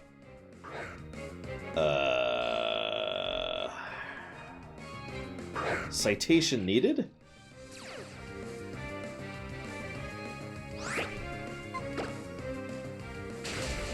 Excuse me.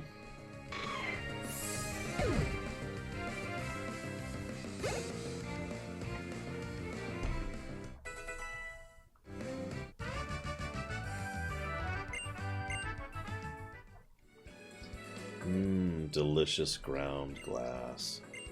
I'm sorry. I can't see. I got ashes in my eyelashes. He was joking, but that's not funny. This volcanic ash can be fashioned into glass. Really?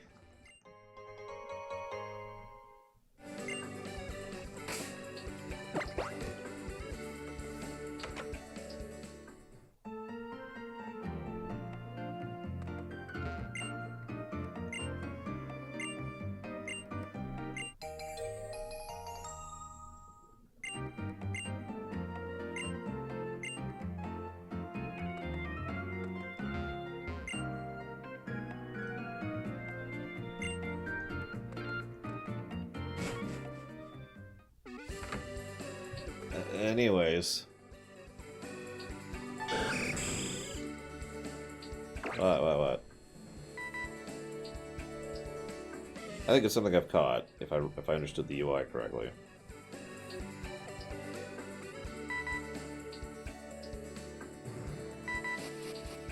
Trying to see, yeah. I don't know their sounds. But I think it's one I caught anyways. That's right, I was hiding in the ash!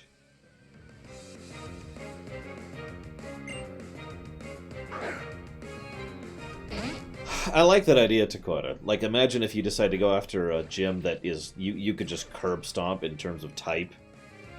Imagine if, in so doing... Like even if you successfully beat them, you basically get nothing. At least not rep-wise. You might get experience, or maybe try to convince someone to join your team, but your rep, or whatever it is we're tracking with it, you know, your prestige, doesn't move an inch.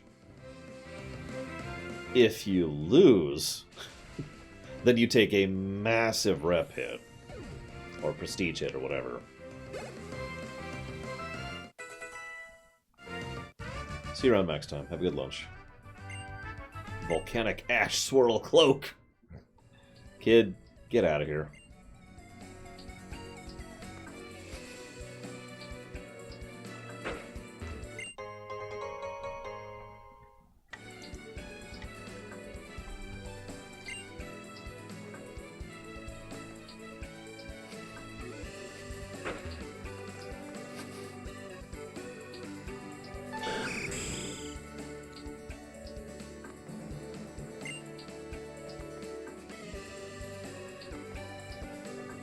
And of course, volcanic soil.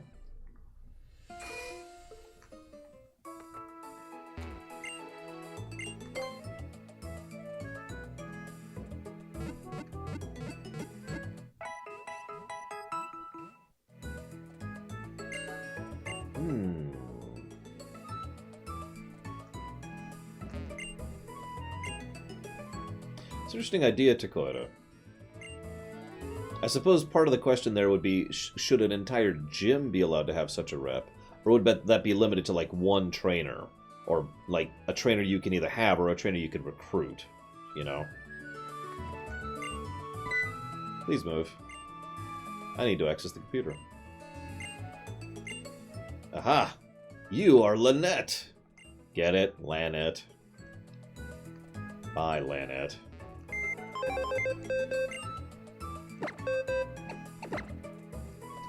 Alright, so let's get rid of this. And bring in Takota. I'm actually really close here.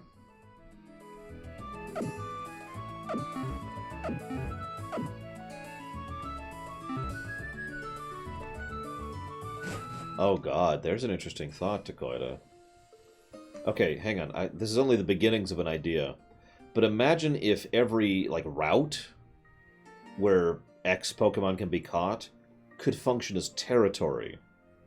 And a gym could claim a route and try to defend ownership of that, and in so doing control access to those Pokemon that are present in that route. And then you could charge people, charge other gyms, more accurately, for the right to go and hunt Pokemon, to catch Pokemon there. Or to train there. I don't know. I don't know if that's a good idea, but I do love a good territory control mechanic in general. Yeah, but if they beat your gym, you're right. They get reverted, or they switch to them, or they're just gone. Something like that.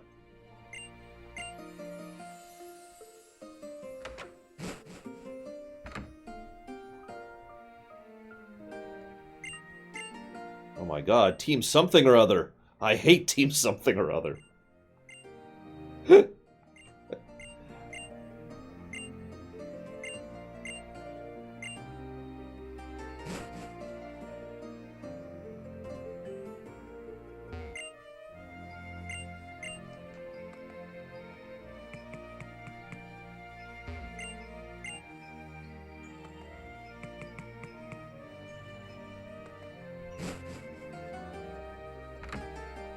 That's actually an interesting idea, because Giovanni was, like, a pretty powerful gym leader in addition to being the head of Team Rocket. In multiple continuities, actually.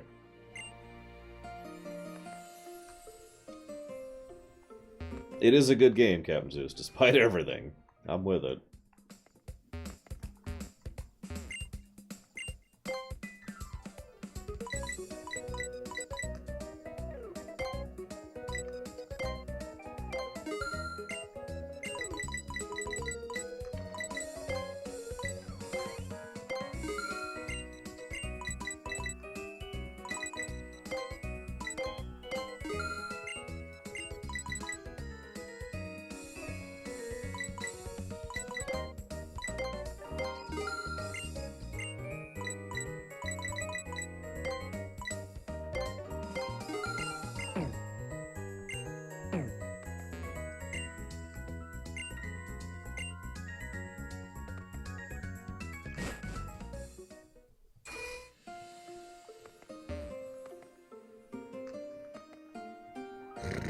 That's true, Takoida. They could just kind of hit the Poke Center and then come back.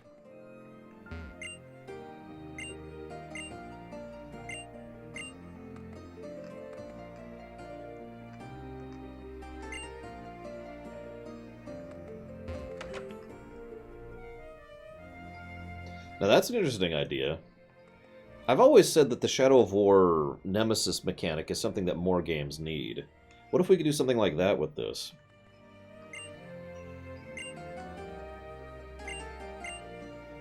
Ah, it's the hard scale, dude. Where's the move Deleter in this one, by the way? I always figured hours, Halo. Because that just seems like a nice average thing. They come and you hang out for... I mean, they've got, like, the couches and the little TVs and couple of tourist things. It always felt to me like a place that you just go and hang out for a few hours, so it makes sense that you'd put in your Pokemon and it would take a few hours and then they'd come out, right?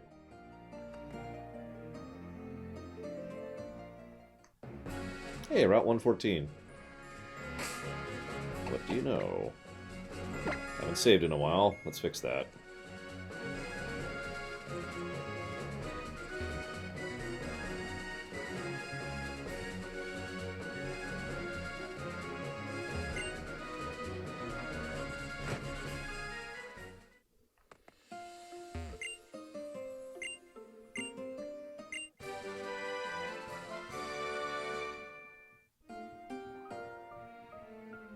Yes, Little Billy. I can't believe you're reading that quickly, but yes, that's exactly what he said. Although it was about a Skitty and not a Eevee, or a Vulpix.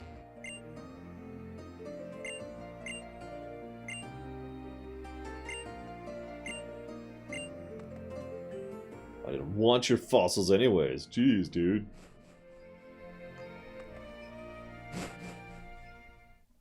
Yeah, I like the idea of Poké Centers being tied into this management thing, too.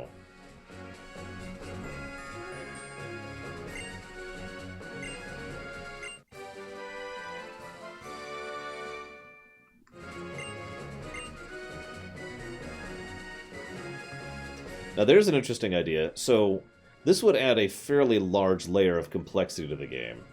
But imagine if individual trainers had their own, let's call it relationship meter with every other trainer. So,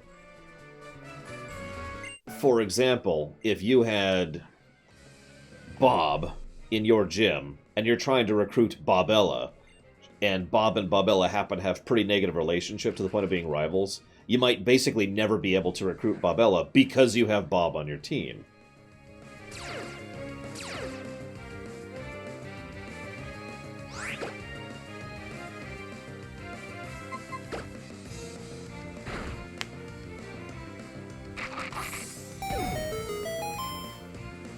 It's like Dance Yourself, for example.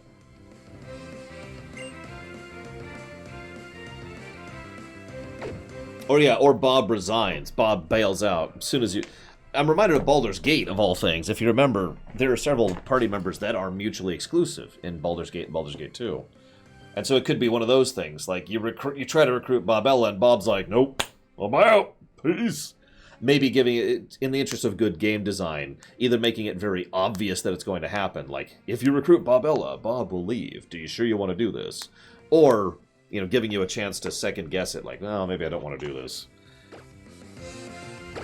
Thank you very much, Dance Yourself. As ever and always, appreciate the sub. Thank you. If you'll give me a moment, I will jot that down towards Subnautica. I also like the idea that losing a trainer, and I stress the way I say that, losing a trainer is always a prestige hit. Like, if you fire a trainer, that's different, but if a trainer decides to leave of their own accord, your prestige takes a hit.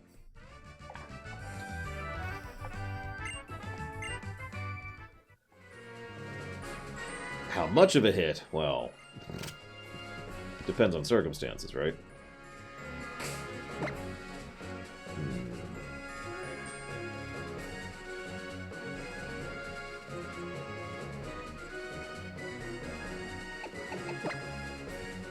What do you have, Dakoita? Not actually a bad lineup for starter.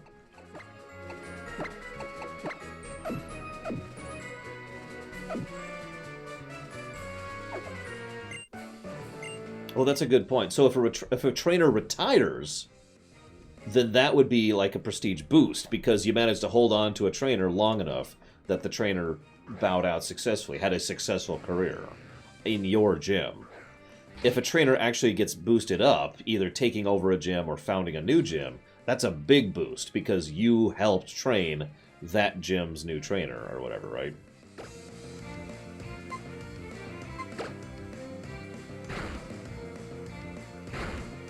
Ow. Ow. We should probably not screw around here. And yeah, now you could have a closer tie, diplomatically or politically, to wherever they set up the new gym. Jesus.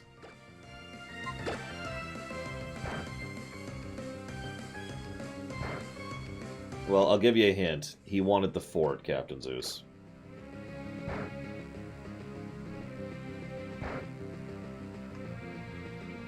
Well, the way I'm picturing the format of this game, we wouldn't actually be playing an individual. Think of it like Crusader Kings 2. You don't really play a person in the strictest sense of the words, right? I mean, I guess you do. That's a bad example. Never mind. Don't think of Crusader Kings 2. Think of EU4, where you don't play a person.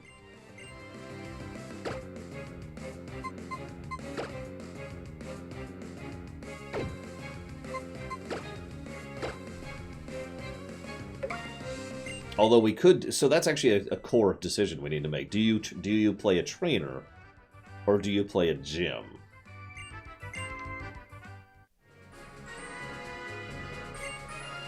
Because that would pretty substantially change the format of the rest of the game.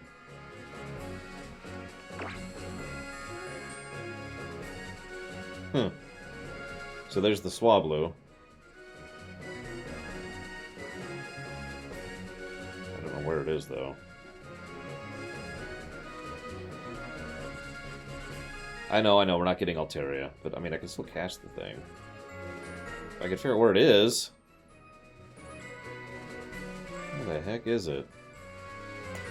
Yeah, I admit I was thinking gym. This whole time I've been thinking of this as if we were playing a gym, not an individual.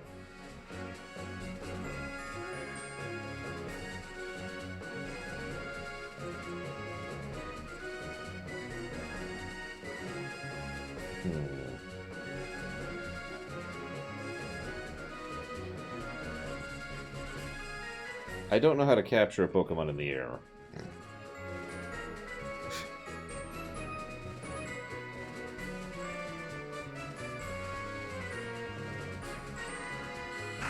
And it's gone.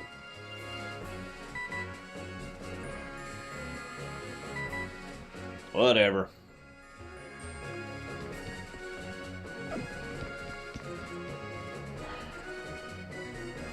Now, Takoida brings up a good point. If we did that, there would basically be no story. You know, like most sim games are.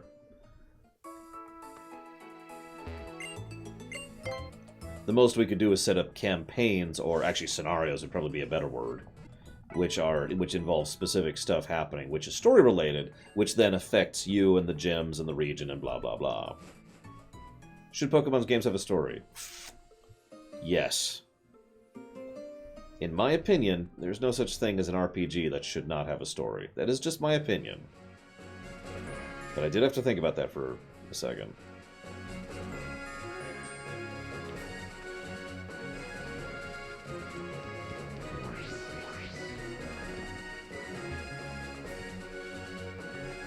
That's true, Frostpunk managed to have a story. But we were playing a person in that one.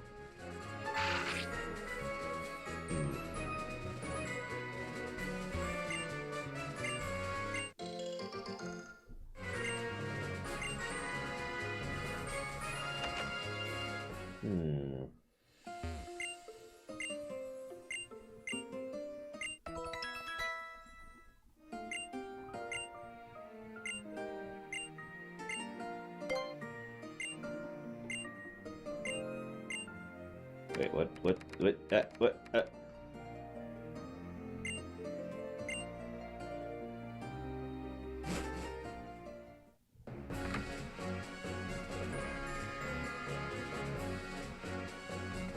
Well, you've swayed me, Takoida. I agree. We should play an individual rather than the colony, the gym. Oh, that's new.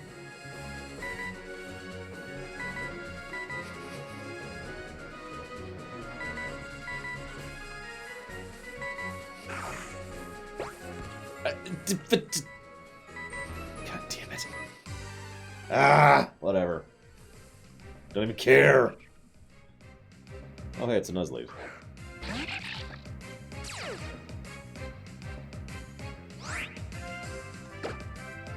Sure, that's something I don't have.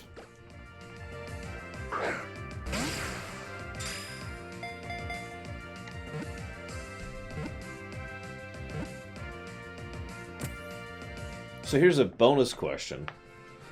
So let's shift to the we're playing an individual concept. Do we start as a trainer or a leader?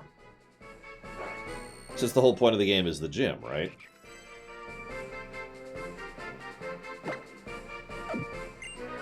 Of course, the real answer is both, but I mean, like, by default. Because I could easily see a scenario where it's like, now you just have to start up at the bottom of the rung. Work your way up.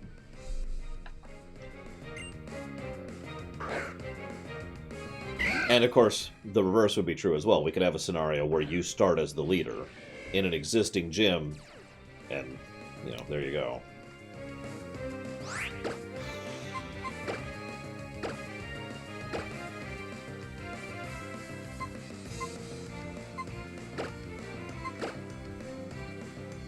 It started dead. Lol.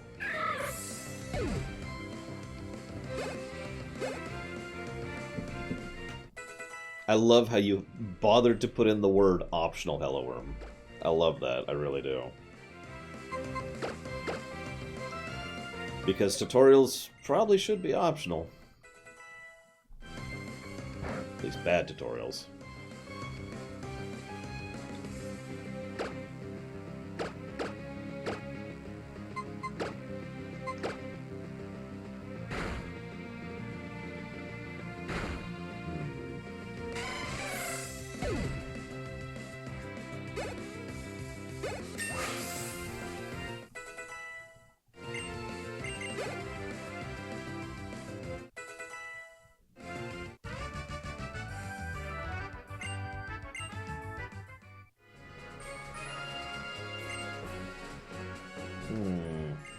Okay, you guys know I'm pretty big on world building, right? I have a really weird thought. What if we decided to use this game to do a little world building on the side? So, picture this. You start the game and there is a optional tutorial. And in this optional tutorial, you start off in like a mini gym.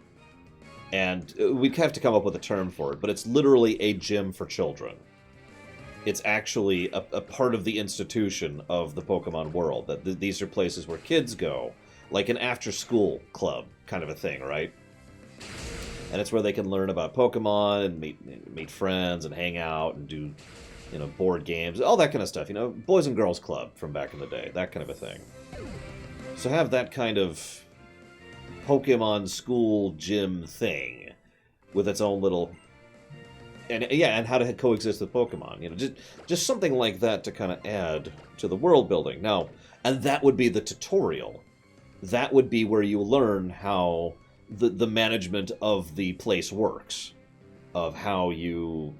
so from a game perspective, it would teach you how to treat relationships between trainers, how to manage your prestige and the prestige of your gym, and how to move your way up the ranks of said gym, how to challenge other gyms, just all the mechanics of the game all explained, but in lore it's from the perspective of a kid who is just starting out. And then you start the actual main campaigns thing, and it's like, 10 years later or whatever. Does it say badly? It does say badly poisoned. Yeah, no, we're totally keeping that. Let's get rid of that. That's a junk move.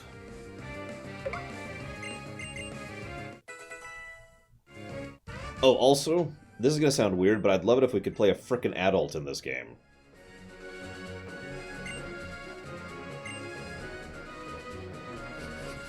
Maybe as an option. Maybe you can decide what kind of avatar you play.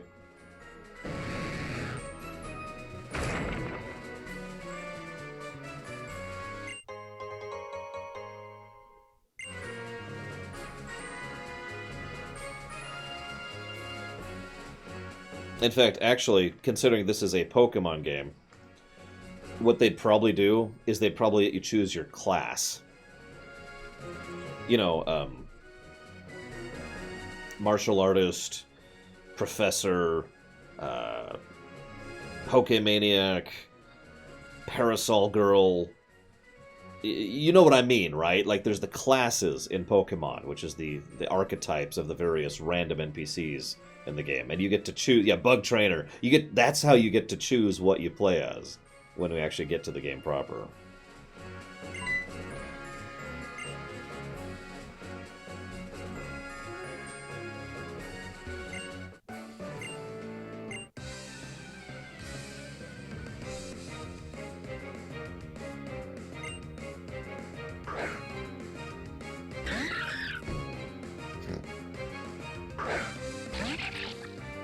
There's an idea that's been percolating in the back of my mind here about basically sending out trainers to catch Pokemon to help fill out your squads.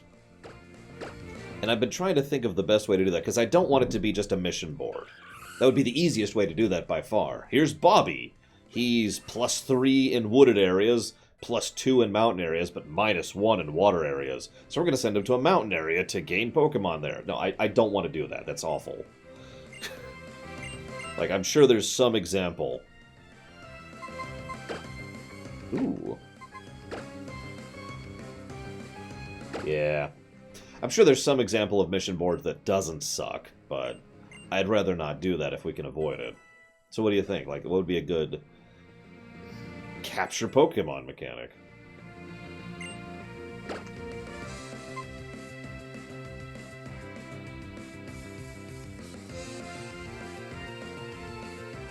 Screw it.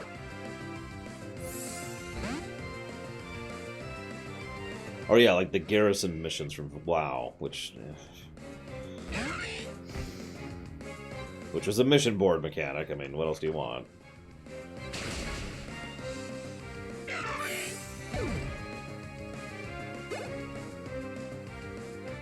I mean, yeah, at that point it would just be, you go to Route 111. And you spend like 1 day unit, you know, parceling out the time management part of the thing, just trying to capture Pokemon. It could also turn it into a mini game.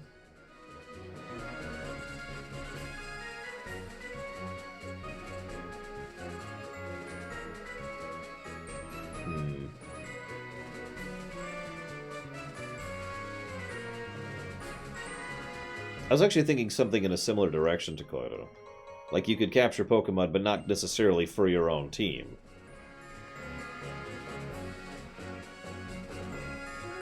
I also like the idea of a familiarity stat.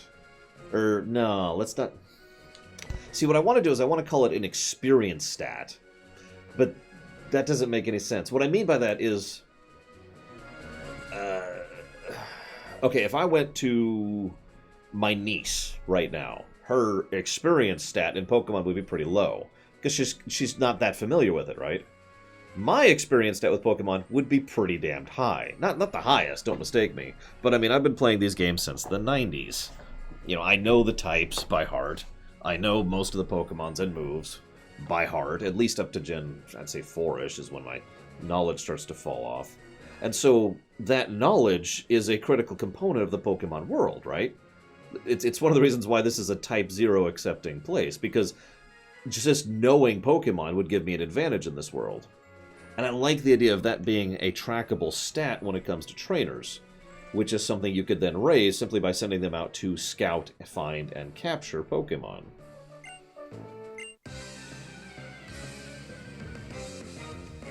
Catches, I don't know what... Like, in terms of pure gameplay application, that sounds like adding a luck stat to me. So, to explain what I mean by that, luck in most RPGs just affects everything. Like, every single calculation, every formula that happens in the game, there's almost always one additional variable that says, also add luck to it. It's one of the reasons why, if you were able to cheat in a stupid amount of luck, you could basically win at everything, because it's like, well, you've got a 3% chance to do this, but your luck score is 1,000, so that 3 now goes up to a 115% chance to do this. You know, that kind of a thing. Not very effective. Nearly kills it.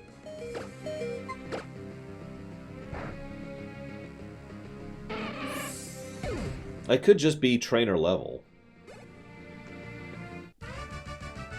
I don't know. I actually... Like I said, I like the idea of it, but I don't want to... I'm debating.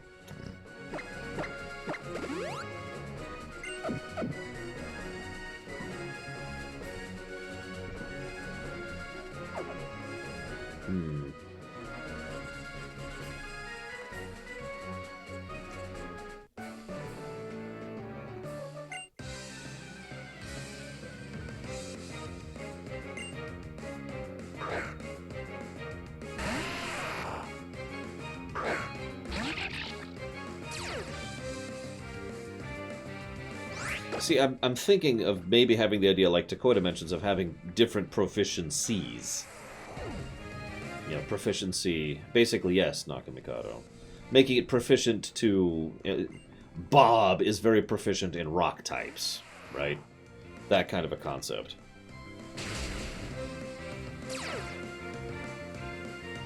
Or maybe... Bob is very good at... is very proficient at breeding. Or Bob is very proficient at min-maxing. I don't know. Oh yeah, like different battle styles, which is why I'm trying to think of different battle styles, and I'm failing at it. Because, I mean, there's sweeping, which is trying to hit early and as hard as possible to just one-shot your way through battles. And then there's status affecting your way to victory. And there's, like, pure defense setup. You know, that kind of a setup.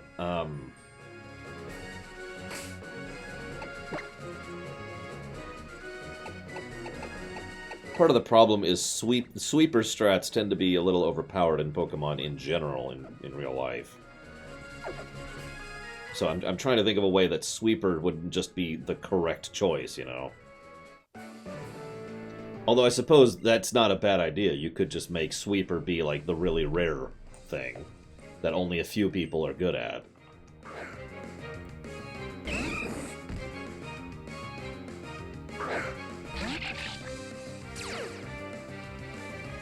And if you didn't want to go into specifics, you could have like sweeper and then technical and then defense. So like offense, defense, technical, and just have those three overall attack styles.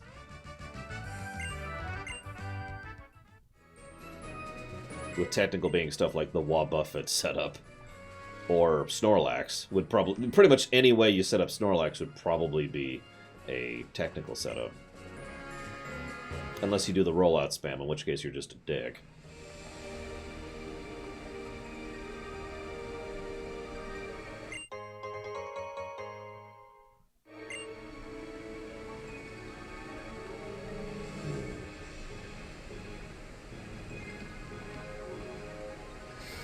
Actually, one thing you could do is you could set up... Like one of the proficiencies could be coverage, basically. Like someone who's really good at being able to have a water type, which is good against grass and lightning, somehow. I don't know specifics off the top, but you know what I'm talking about, you know, proper coverage. I like how she calls them bozos. Okay, I'll battle with you, sure. We got this. Oh my gosh, it's Team Magma Admin. What's your name? I just told you. But... what's your name? Yeah, exactly, Little Billy.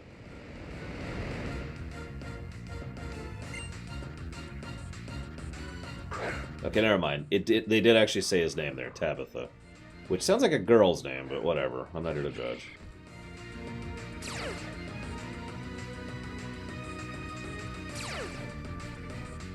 Well, that's an interesting question, Kira White Noise.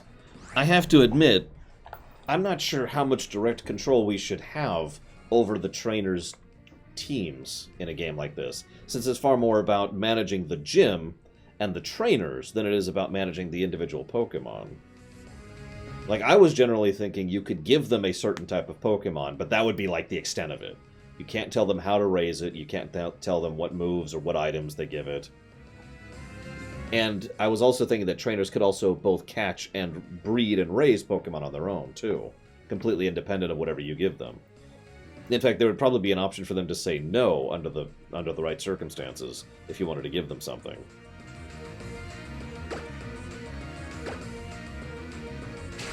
So yeah, Dark is weak to Bug.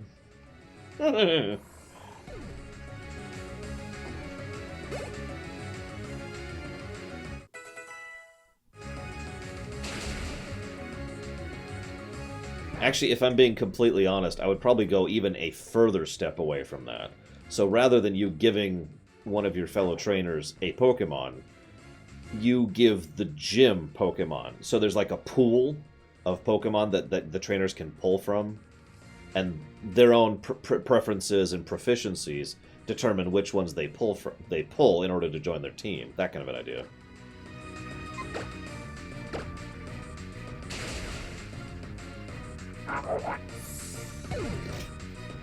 Batting a million there, buddy.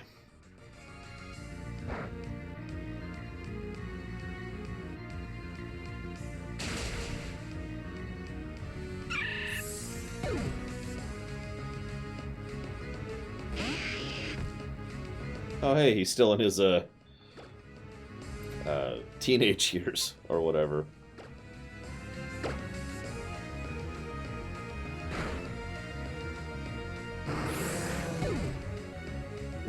Yeah, Dakota. Lord knows I've seen that happen in WoW.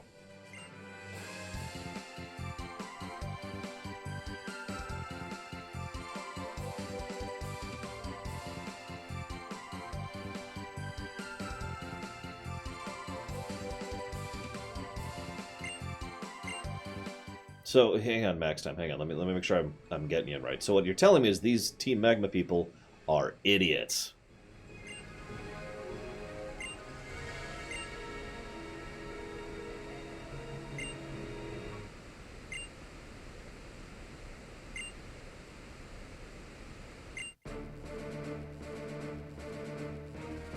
Oh no, it's Team Aqua. That's right, I forgot they had cross-teaming in this. Without playing Emerald.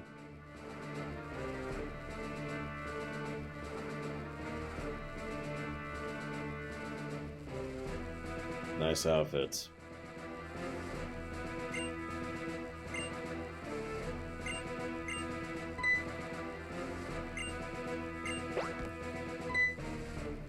Why are we not helping?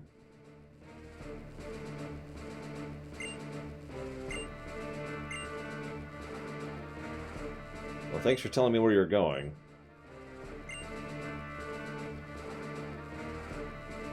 Why am I getting in Team Aqua's way? Aqua is working to return the world to a pristine state. One that will be perfect for Pokemon survival. The entire world being underwater will not be perfect for Pokemon survival. Hate to break it to you. If you get in the way of Team Aqua, I'll kill you horribly. I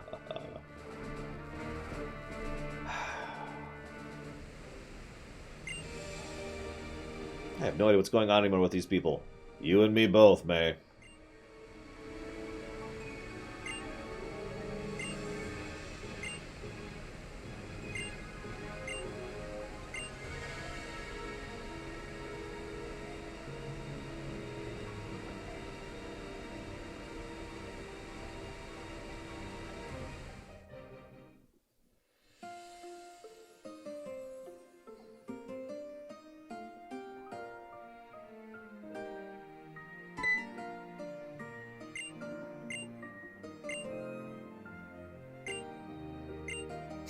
I like that. Those nuts back there. What do you think they're doing with the meteorite? Just give me the black materia, Professor. I'll make sure to keep it safe. No one will ever use it. I promise. To Mauville? Yeah, okay. Doodle doodle doodle doodle. Didn't I already do this, Jim?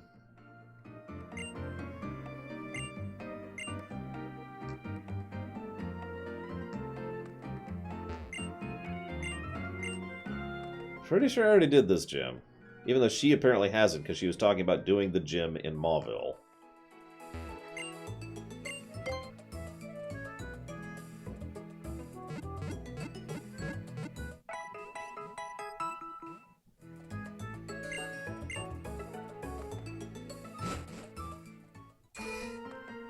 Sure.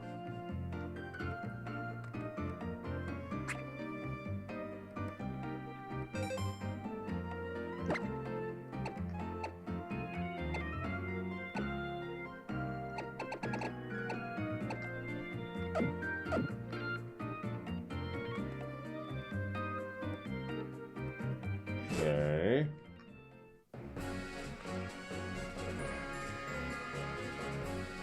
Hang on, hang on. Maybe I really am an idiot.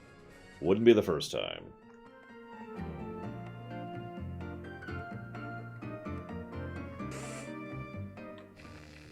Yeah, I did this, Jim. I'm right.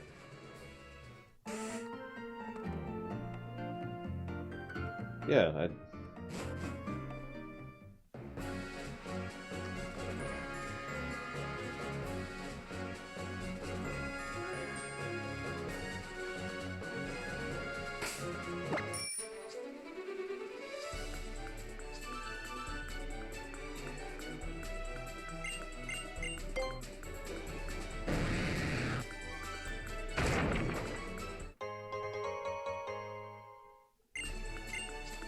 Oh, yeah, I find pearls and rocks all the time.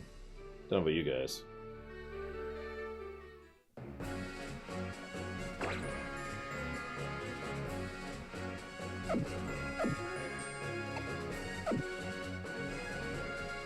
Oh, dude, the potential for crises is through the roof, Dakota.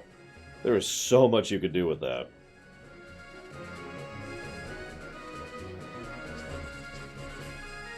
Like, imagine the mutators you could add to that game.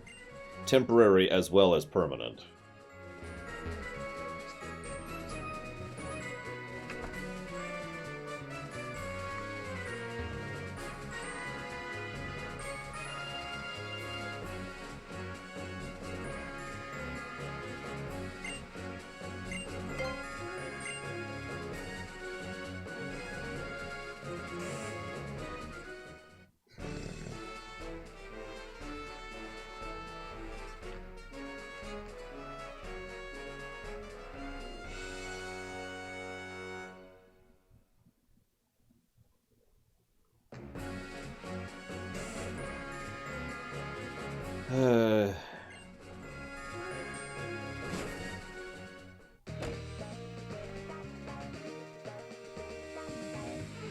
Looks like Team Rocket and Team Magma. I mean, Team Aqua and Team Magma are facing off again. Oh, there's a bunch of them up here. Good lord. Look at this. If they expand the land, there'll be fewer habitats for water Pokemon. What?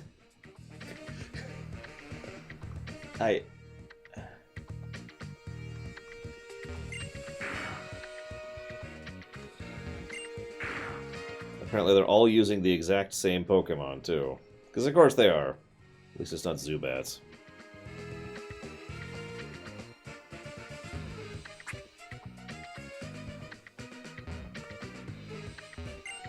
Meteorites pack amazing power. Team Magma wants to expand the landmass. How's that for insane?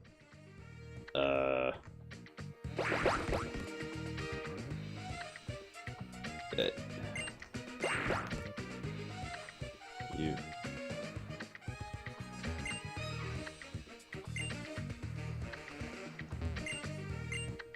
We're trying to enlarge the landmass for the good of everybody. Well, that's good to know.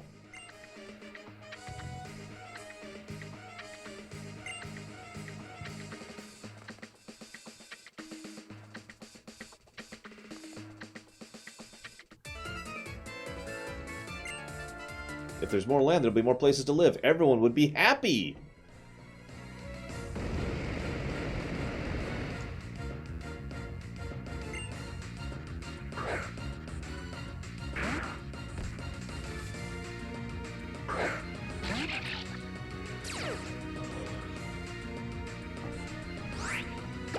Yes, next time.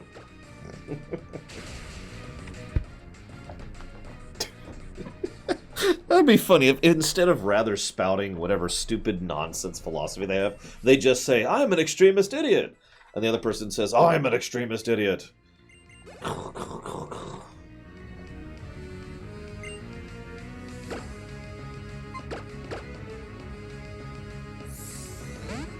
Some third person walks up, I am extremist idiot.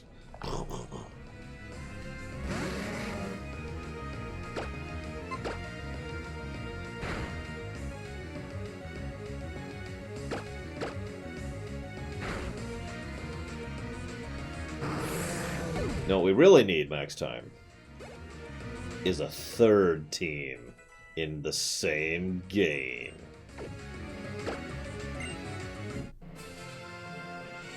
Just imagine the power. The power. Team Air! We want to expand the atmosphere! You want to what? We want to make there be more air in the world. Everyone loves air.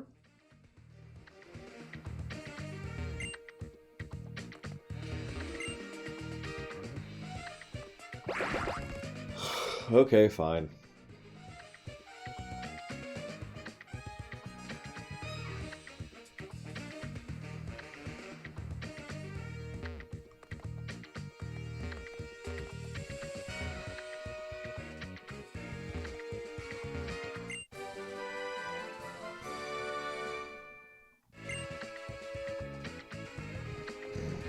Wait, I've got a Team Happy. It's a bunch of clowns.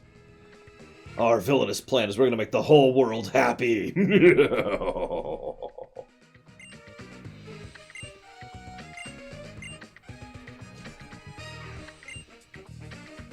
um...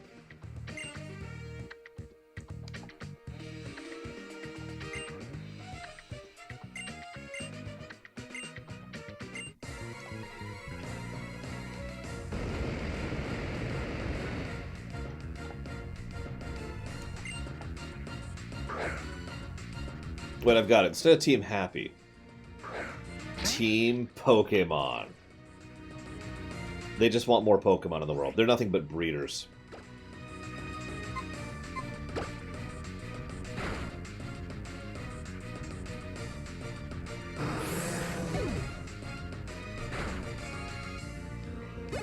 Wow.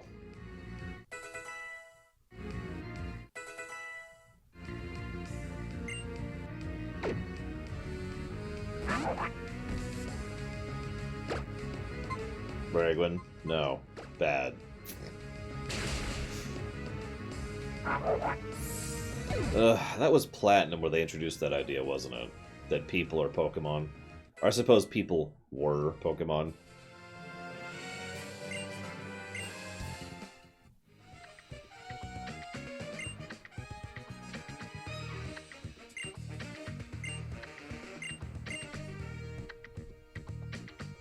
Which, for the record, I think is a very dumb idea. Let me just be clear about that.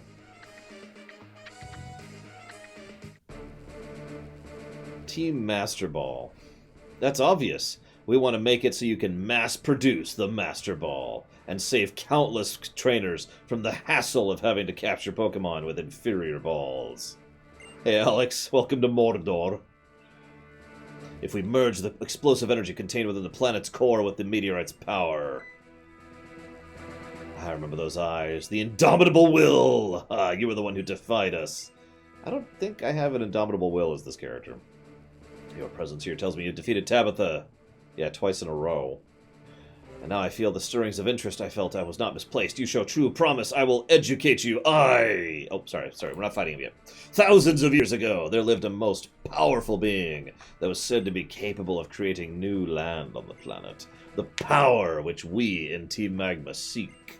The power which can expand the available landmass belongs to a legendary and super ancient Pokemon. Okay, we've been making a lot of fun of these people.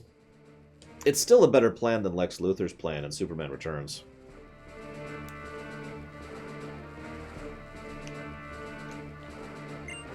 Though it now slumbers, having lost the source of its power and been trapped in a deep sleep. So what we must do is awaken this... what is it we must do to awaken this slumbering giant? Our research has led us here to Mount Chimney, to this very meteorite. If we create the right conditions, we should find ourselves able to alter this meteorite's qualities, even into... a Megastone. A keystone? I don't know what a keystone is. And here at Mount Chimney, I should not say too much. That is the end of today's lesson. Now... the time for the purge has come. I do believe I made myself quite clear when we were last here in Slateport. I warned you that any fool standing in our way would be met without mercy. I will bury you by my own hand, by which I mean my Pokemon's hand.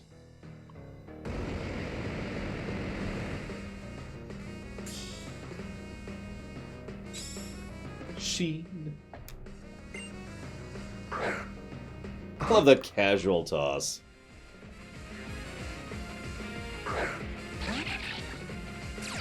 Hang on.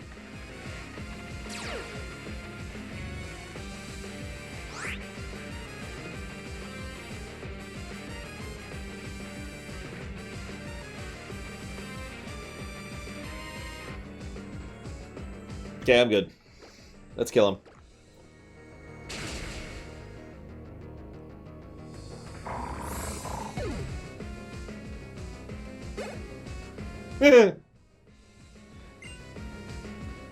No, I'm good. I think Alex has got this.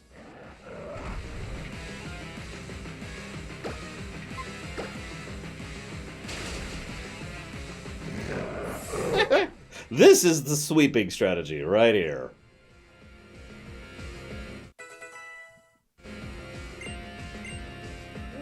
What's Feint do?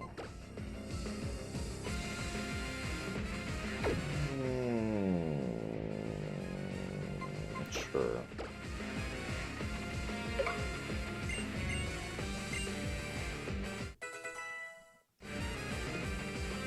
Oh god, a Golbat!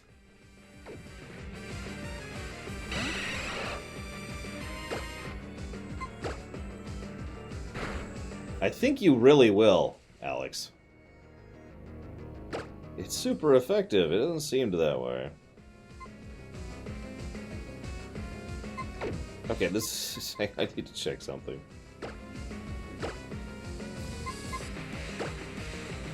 Okay, that's what I thought.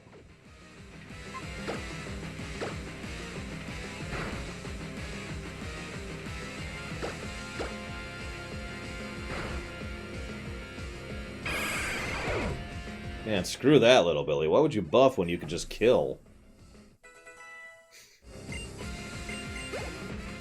I'm being facetious.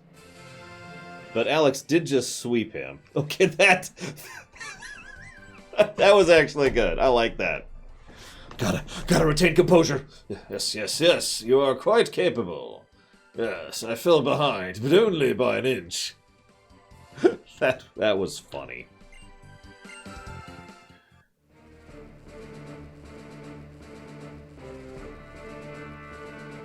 You repulsed the great Maxi in battle. You never failed to entertain me. An excellent start.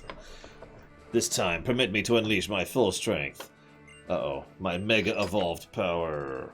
There we go. Yes, it's me. Oh? Then it is Mount Pyre. I understand. I will come at once.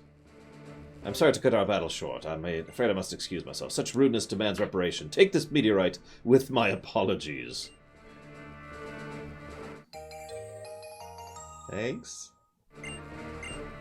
Now, I will not again forget the face of the trainer who managed to thwart me in battle. Peace! Okay, in a lot of RPGs, I would make fun of this kind of thing and probably give it a negative, but this is Pokemon. It makes perfect sense that we defeat someone in a Pokemon battle and then let them walk away. We are not trying to murder these people. Well, I guess that's not murder at that point, but you get the idea. He just left behind the meteorite. Oh my god. He found where the real orbs are hiding. That sneaky little scientific so-and-so. I've always left watching his bony backside run 2 steps ahead of me. Well, bye, Archie.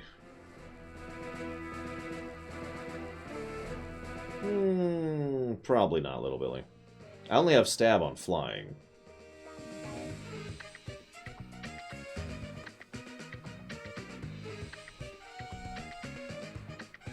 That's hysterical next time. I mean, you gotta keep it somewhere safe, right? Makes sense, makes sense.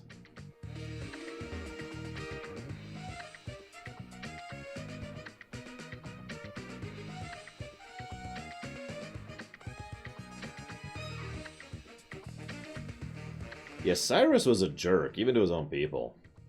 Yeah, what a terrible person. The Jagged Pass.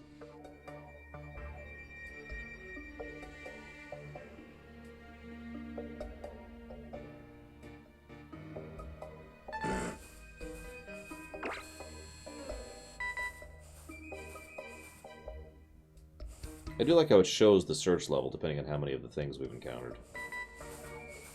It's the bouncy thing where if it stops moving, its heart will stop, which is complete nonsense if you think about it.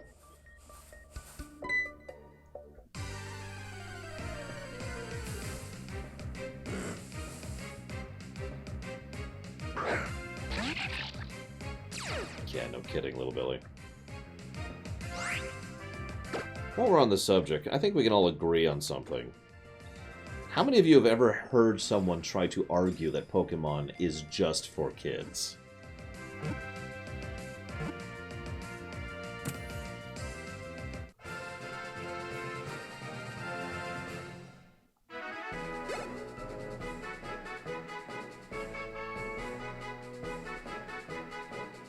Every time I hear that argument, at this point I just kind of laugh. It's like, yes, okay, sure. Hey, look! The shock of bouncing makes its heart pump. As a result, it cannot afford to stop bouncing. If it stops, its heart will stop. Right.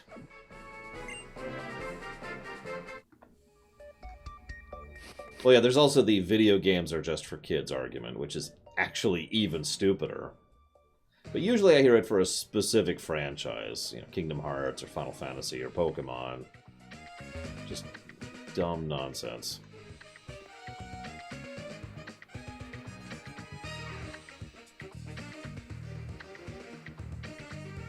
I don't see anyone here. The mysterious machine gives no response whatsoever. Thanks, game. Thanks. Thanks, appreciate that. Let's see what the news says. HNN special report. We have breaking news about an ongoing kidnapping case. Regarding the abduction of Professor Cosmo, we now have learned that 2 young trainers are to thank for saving the professor from his predicament. Professor Cosmo, age 40, has revealed to us that one of the 2 trainers was in fact the same young hero who has been appearing in so many of our news stories. Let's continue to watch over this young star's rise to greatness. The wildly popular energy guru of Slateport Market is pouring energy into a special promotion in one day. We don't know details of what this might entail, but the good guru was kind enough to tell us that it might make us want to break open our Pidgey banks. If you're half as curious as I am, come out to Slateport on the big day. Pokemon News, signing off.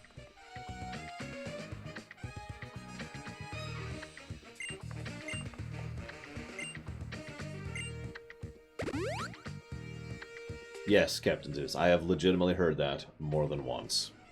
For... yeah, about 20-ish years at this point.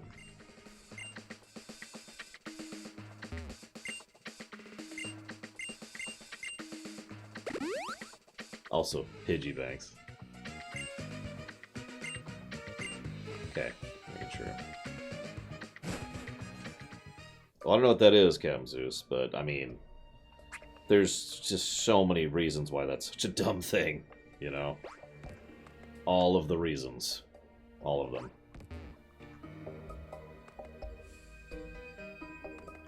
Uh-oh. Left or right, guys? Which shall we choose?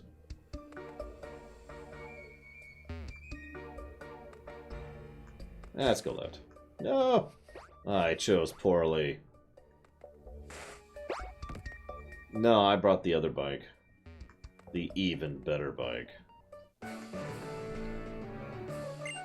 god, why would they do that next time?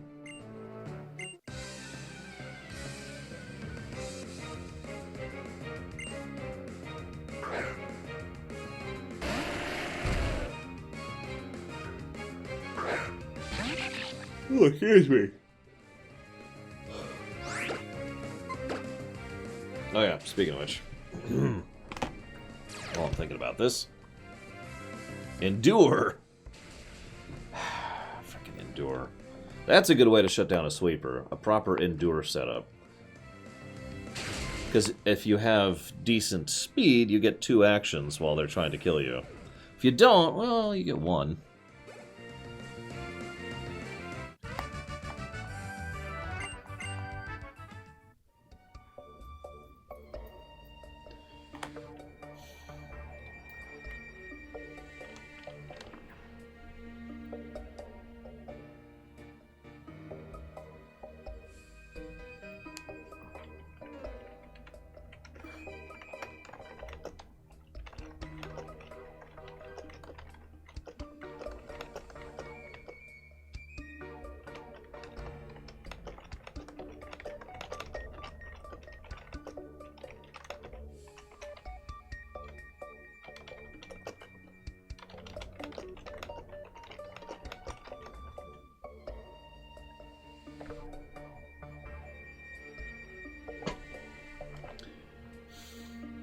Now, this is probably the last plus to story this game is getting.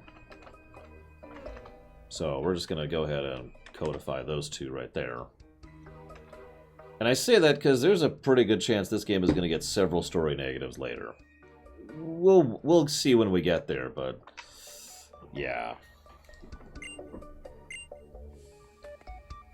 Basically a plus for flavor lore, by the way, if you were wondering. Oh, we can't go with this. Huh.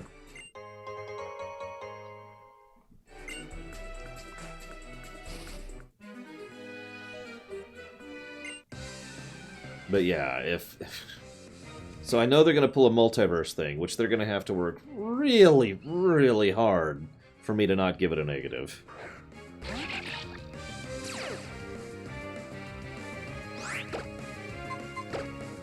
And then there's the Chosen One story, which...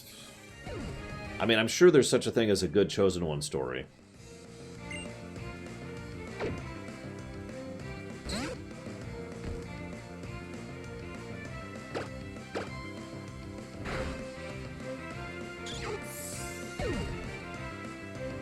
Help.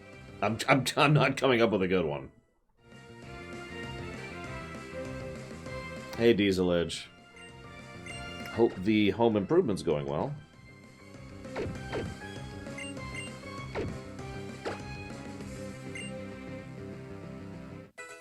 I guess Matrix 1 was kind of, well...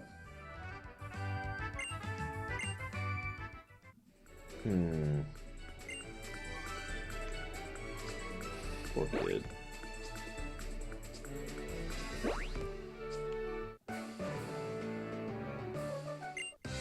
Well, see, that's kind of what I was thinking. Most stories I could think of where I like the Chosen One thing is them playing with the Chosen One concept. Or where the Chosen One concept makes perfect sense. Or where the person who is chosen has to really work for it, which is, if I'm being honest, not a Chosen One story. By definition, a Chosen One story is about someone who just gets handed everything because fate. And then that's the core element of what I hate about a Chosen One story. Of course you follow me. They all do. It's like Guido for life there. Like, he just handed me that. I didn't have to work for that. Okay, that's not true either. Well, thank you very, very much for the support, Guido for life. Much appreciate as always. Thank you. I'm glad you like the Witcher 3 stuff. Lord knows that was a bit of a trip. If you know what you'd like to put that donation towards for a future run, let me know. But either way, thank you so much. Yeah, we're good.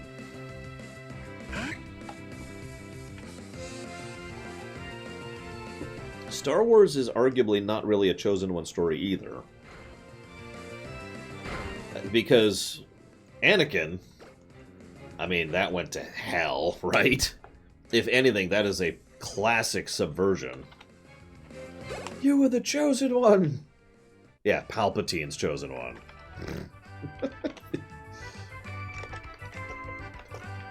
It does have much support, but you got it, Guido. So noted, and thank you again.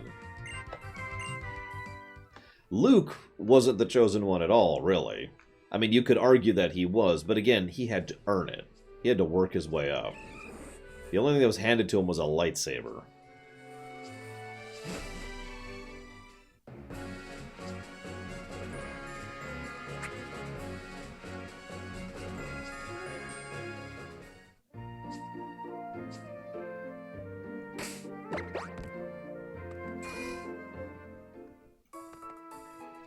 And like someone mentioned, Alex mentioned earlier, Harry Potter was playing with the Chosen One concept.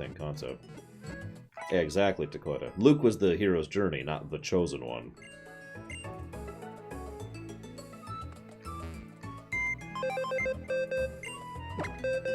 I mean, even like Legend of Zelda, the fated hero has to work his ass off in order to accomplish anything, you know? So that doesn't qualify. So, okay, that's really cool. I don't know if you caught this. I was actually wondering about this.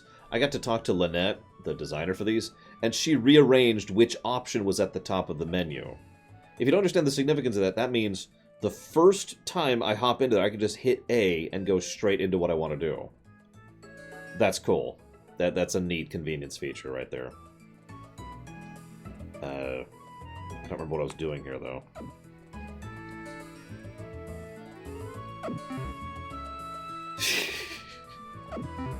I know, right, Captain Zeus? God, now I'm really, you really got me thinking about this.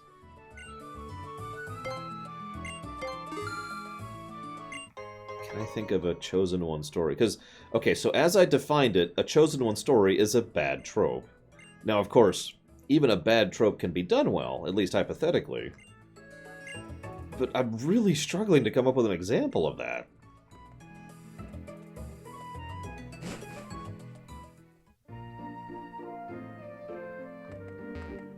I should save. I haven't saved lately.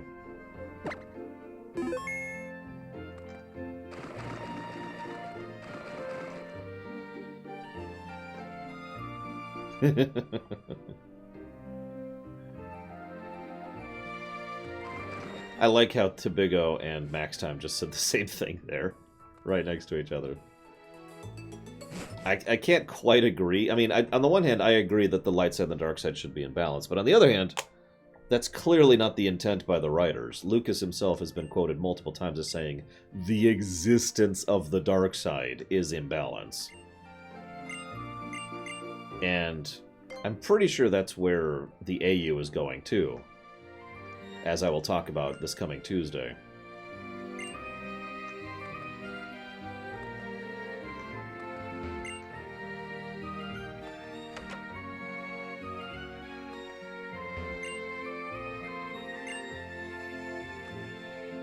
Why would you want to lay an egg?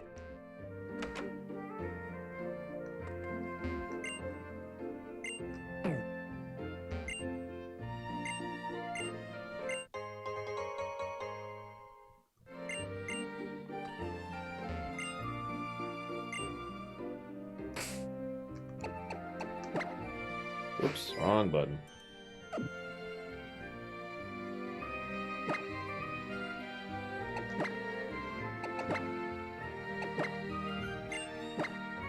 Oh, I recognize something new. An Ultra Ball.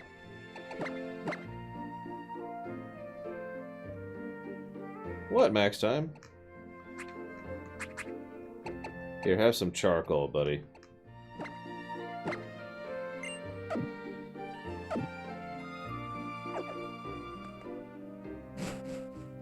I know, right, Captain Zeus? Look, I don't know what you want from me, guys. I only report on this stuff.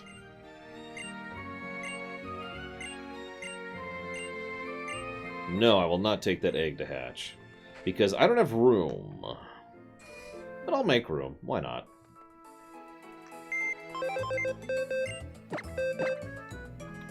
Why not?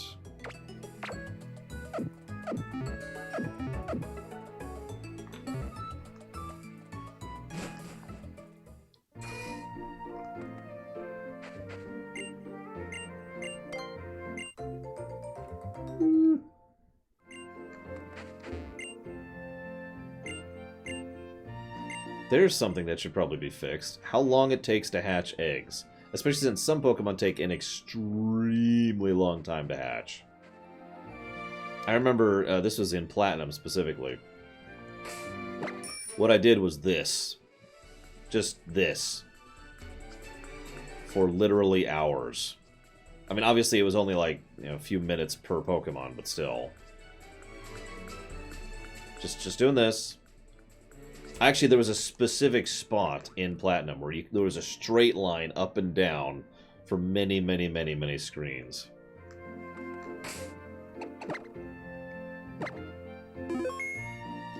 I remember roughly, it was like the southeast corner of the map.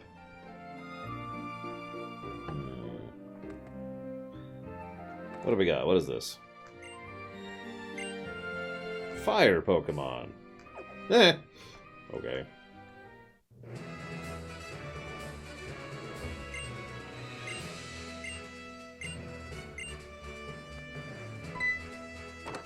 Ah.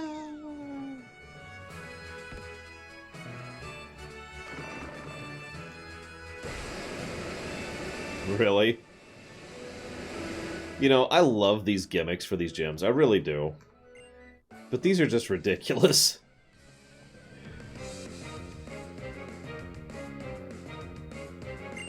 Yes, I do, Little Billy.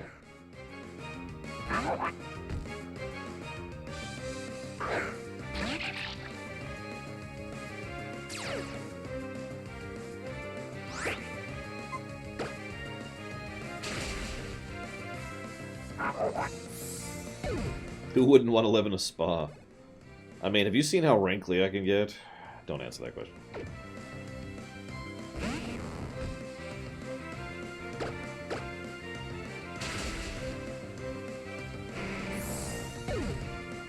Yeah, time for Alex to drag us through a gym.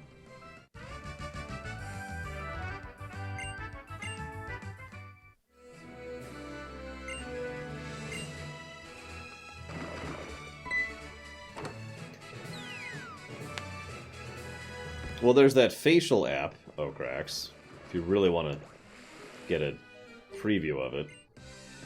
I forget what it's called, Face app or whatever.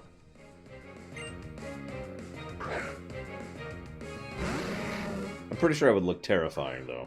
Call it a hunch.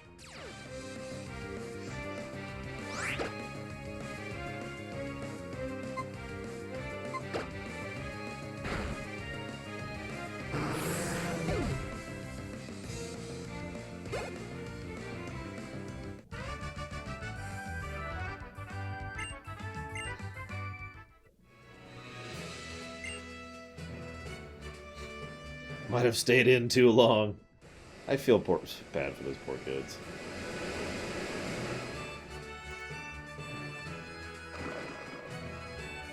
Hey, dude. Dude!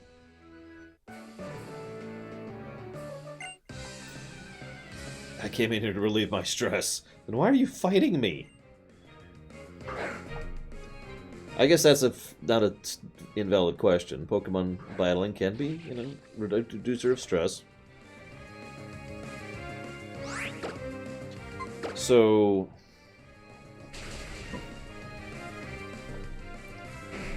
going back to our Pokemon gym management game, right? I think calling it Pokemon Gym Leader would probably be a good step. But anyways, so going back to that game, I like the idea that the cosmetic side of the gym would be setting up the gimmicks, right? The stuff that doesn't really affect the actual core gameplay of it all that much. But completely changes how people maneuver through your gym, you know? Or how... Actually, you know what? If you really wanted to be insane, you could kind of get a little bit Roller Coaster Tycoon-y on that.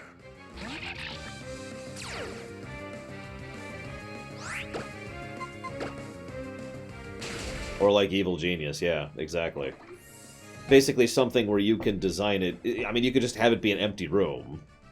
Or you can make it so there's a maze they have to go through, or they have to solve puzzles, or hit the teleports in the right spot, or just all kinds of stuff, right?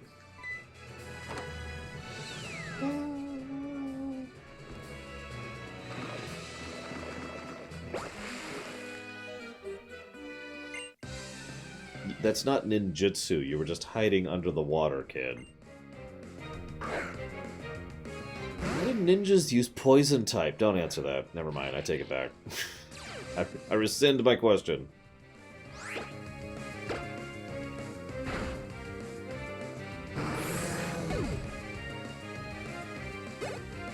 Oh God, Bragwin. Of course, so you remember one of the first things I mentioned is the idea that you have to... Like, your gym needs to be completable. And if it's too... Oh, finally. If it's too difficult, then that's bad. But if it's too easy, then that's bad. So, being able to reach the gym leader would be part of that, right?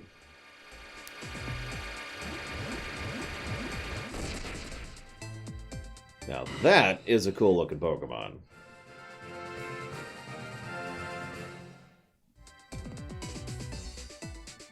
See you around, Alex.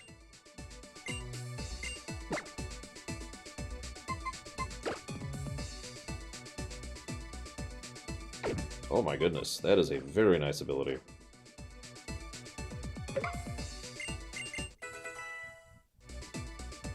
And it's totally a bird. Shut up.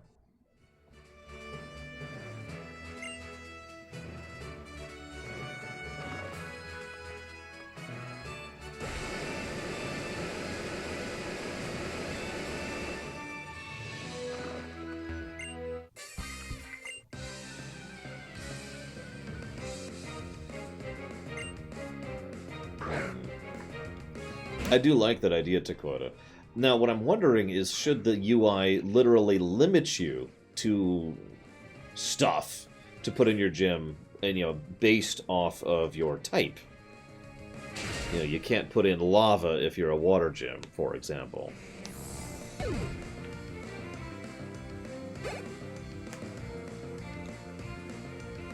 Okay, lava's an extreme example, but you get the idea.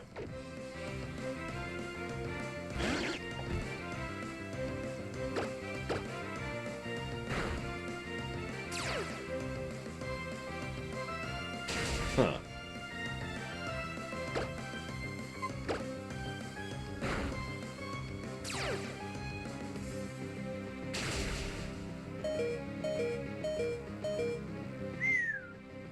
And that almost sucked, but it's a bug type right now, so I think we got this. What? No! Alex! No! He went first, somehow. Alright, go kill him in the face. He's bug type right now.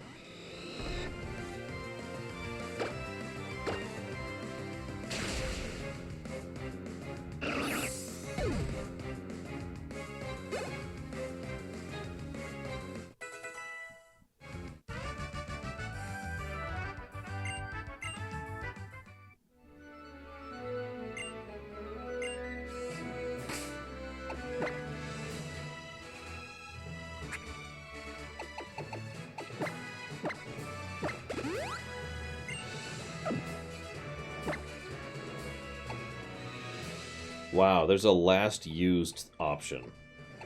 That's actually really cool. You can also sort. That's pretty good. Like, I mean, that's kind of old hat, but that's still nice that that's an option. Yeah, no.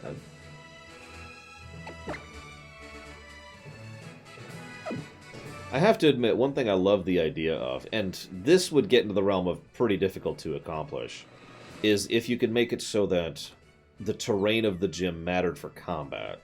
Now, I know there's already kind of a thing like that in Pokemon. Oh, it's raining, or sandstorm, or I don't remember what else.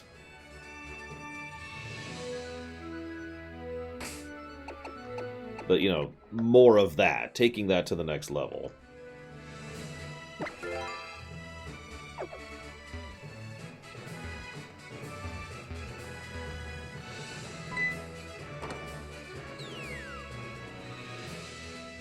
Don't be ridiculous, Baron. An Onix could never be beaten by a Pikachu. Never.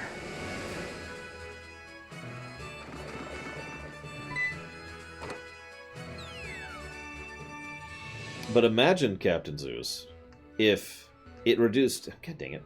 It reduced the accuracy of ice of most moves other than ice, but also increased the accuracy or effectiveness of fire moves because of the fact that it's an ice terrain.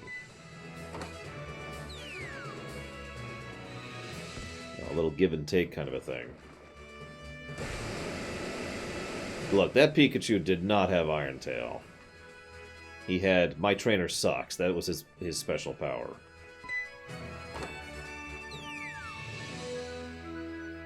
Actually, now that I'm saying this out loud, I do like that idea. So, you got the gimmicky terrain stuff, and it literally causes effects in combat, changing how the battles go. Or can go.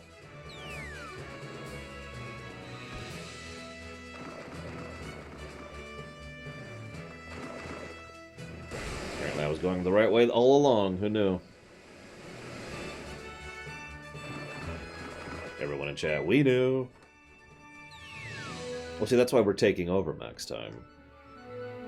I don't mind working. Unlike some people who work at Game Freak that I could mention.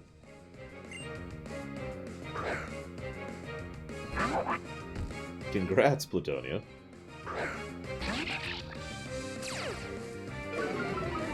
Did you have to actually resolder the whole thing, or just reconnect it?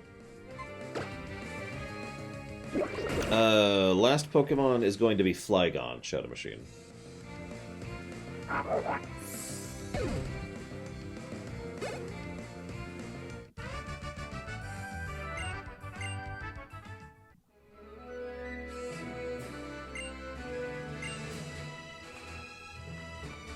That's actually not a bad idea, Captain Zeus. Because, like, in that case... Oh, here we are. Because there's a... Even amongst physical attacks, there's close and ranged, right? So anything that's a close attack has increased damage or increased accuracy. And anything that is not, whether it's special or physical, does not.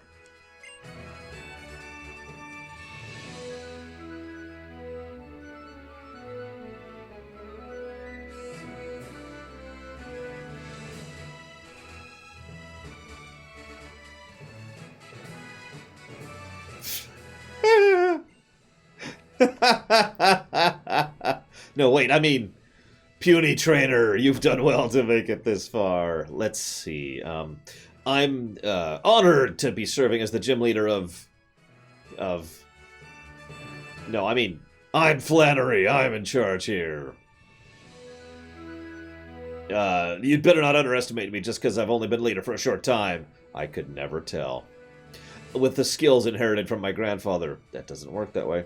I'm gonna demonstrate the hot moves we've honed in this land.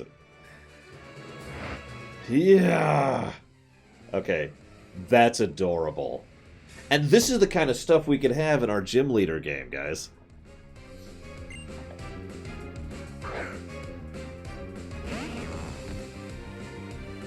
And now the most difficult Pokemon of all time. Magcargo, which canonically would destroy the entire planet Earth if its Pokedex was actually literally true. That's not a joke. Look it up if you don't know what I'm talking about.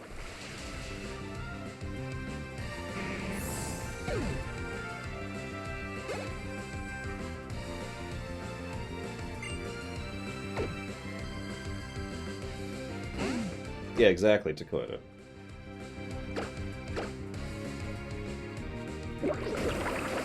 Well, I'm going to pause after we beat this gym for lunch. But I will make a point not to rush forward.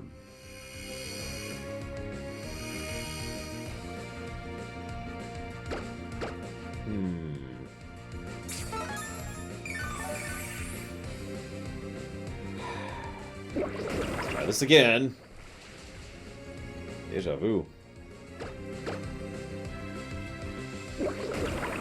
It's a shame I don't have stab here, but what you gonna do, right?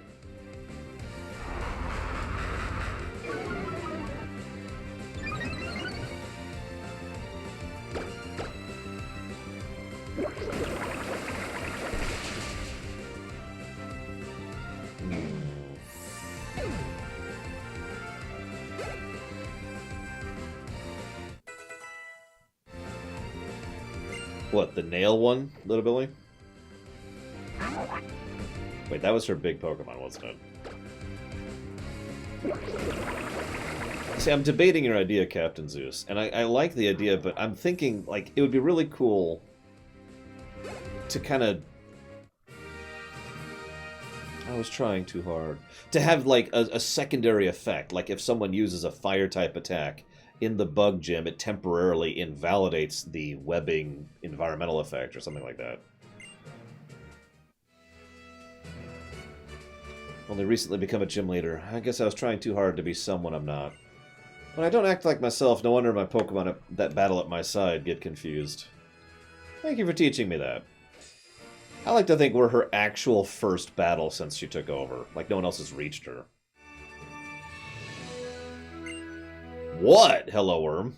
If you have a heat badge, all Pokemon up to 50, and I can use strength. Woo!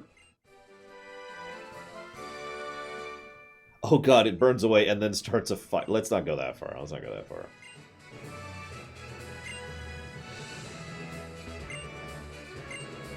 Norman! Yeah, I get that a lot. Frickin' Norman. Yes, Little Billy, I just tanked her prestige because I, with my bug Pokemon, just took out a fire Pokemon. Whoa, okay. Hi, May. So let me guess, this is going to be like, hey, do you want to skip to this new area?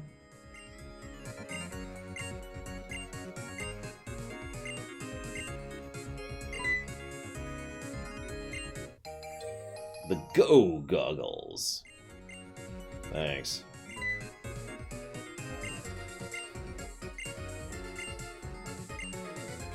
So, no. Right?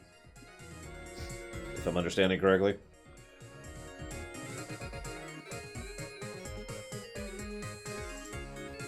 Just want to make sure. Especially since I can't fly around now. Yeah, okay, so.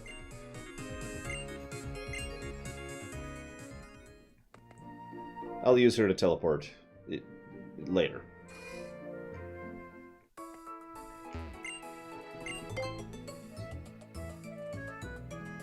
Hey, Mind Blast. Welcome to the lunch break.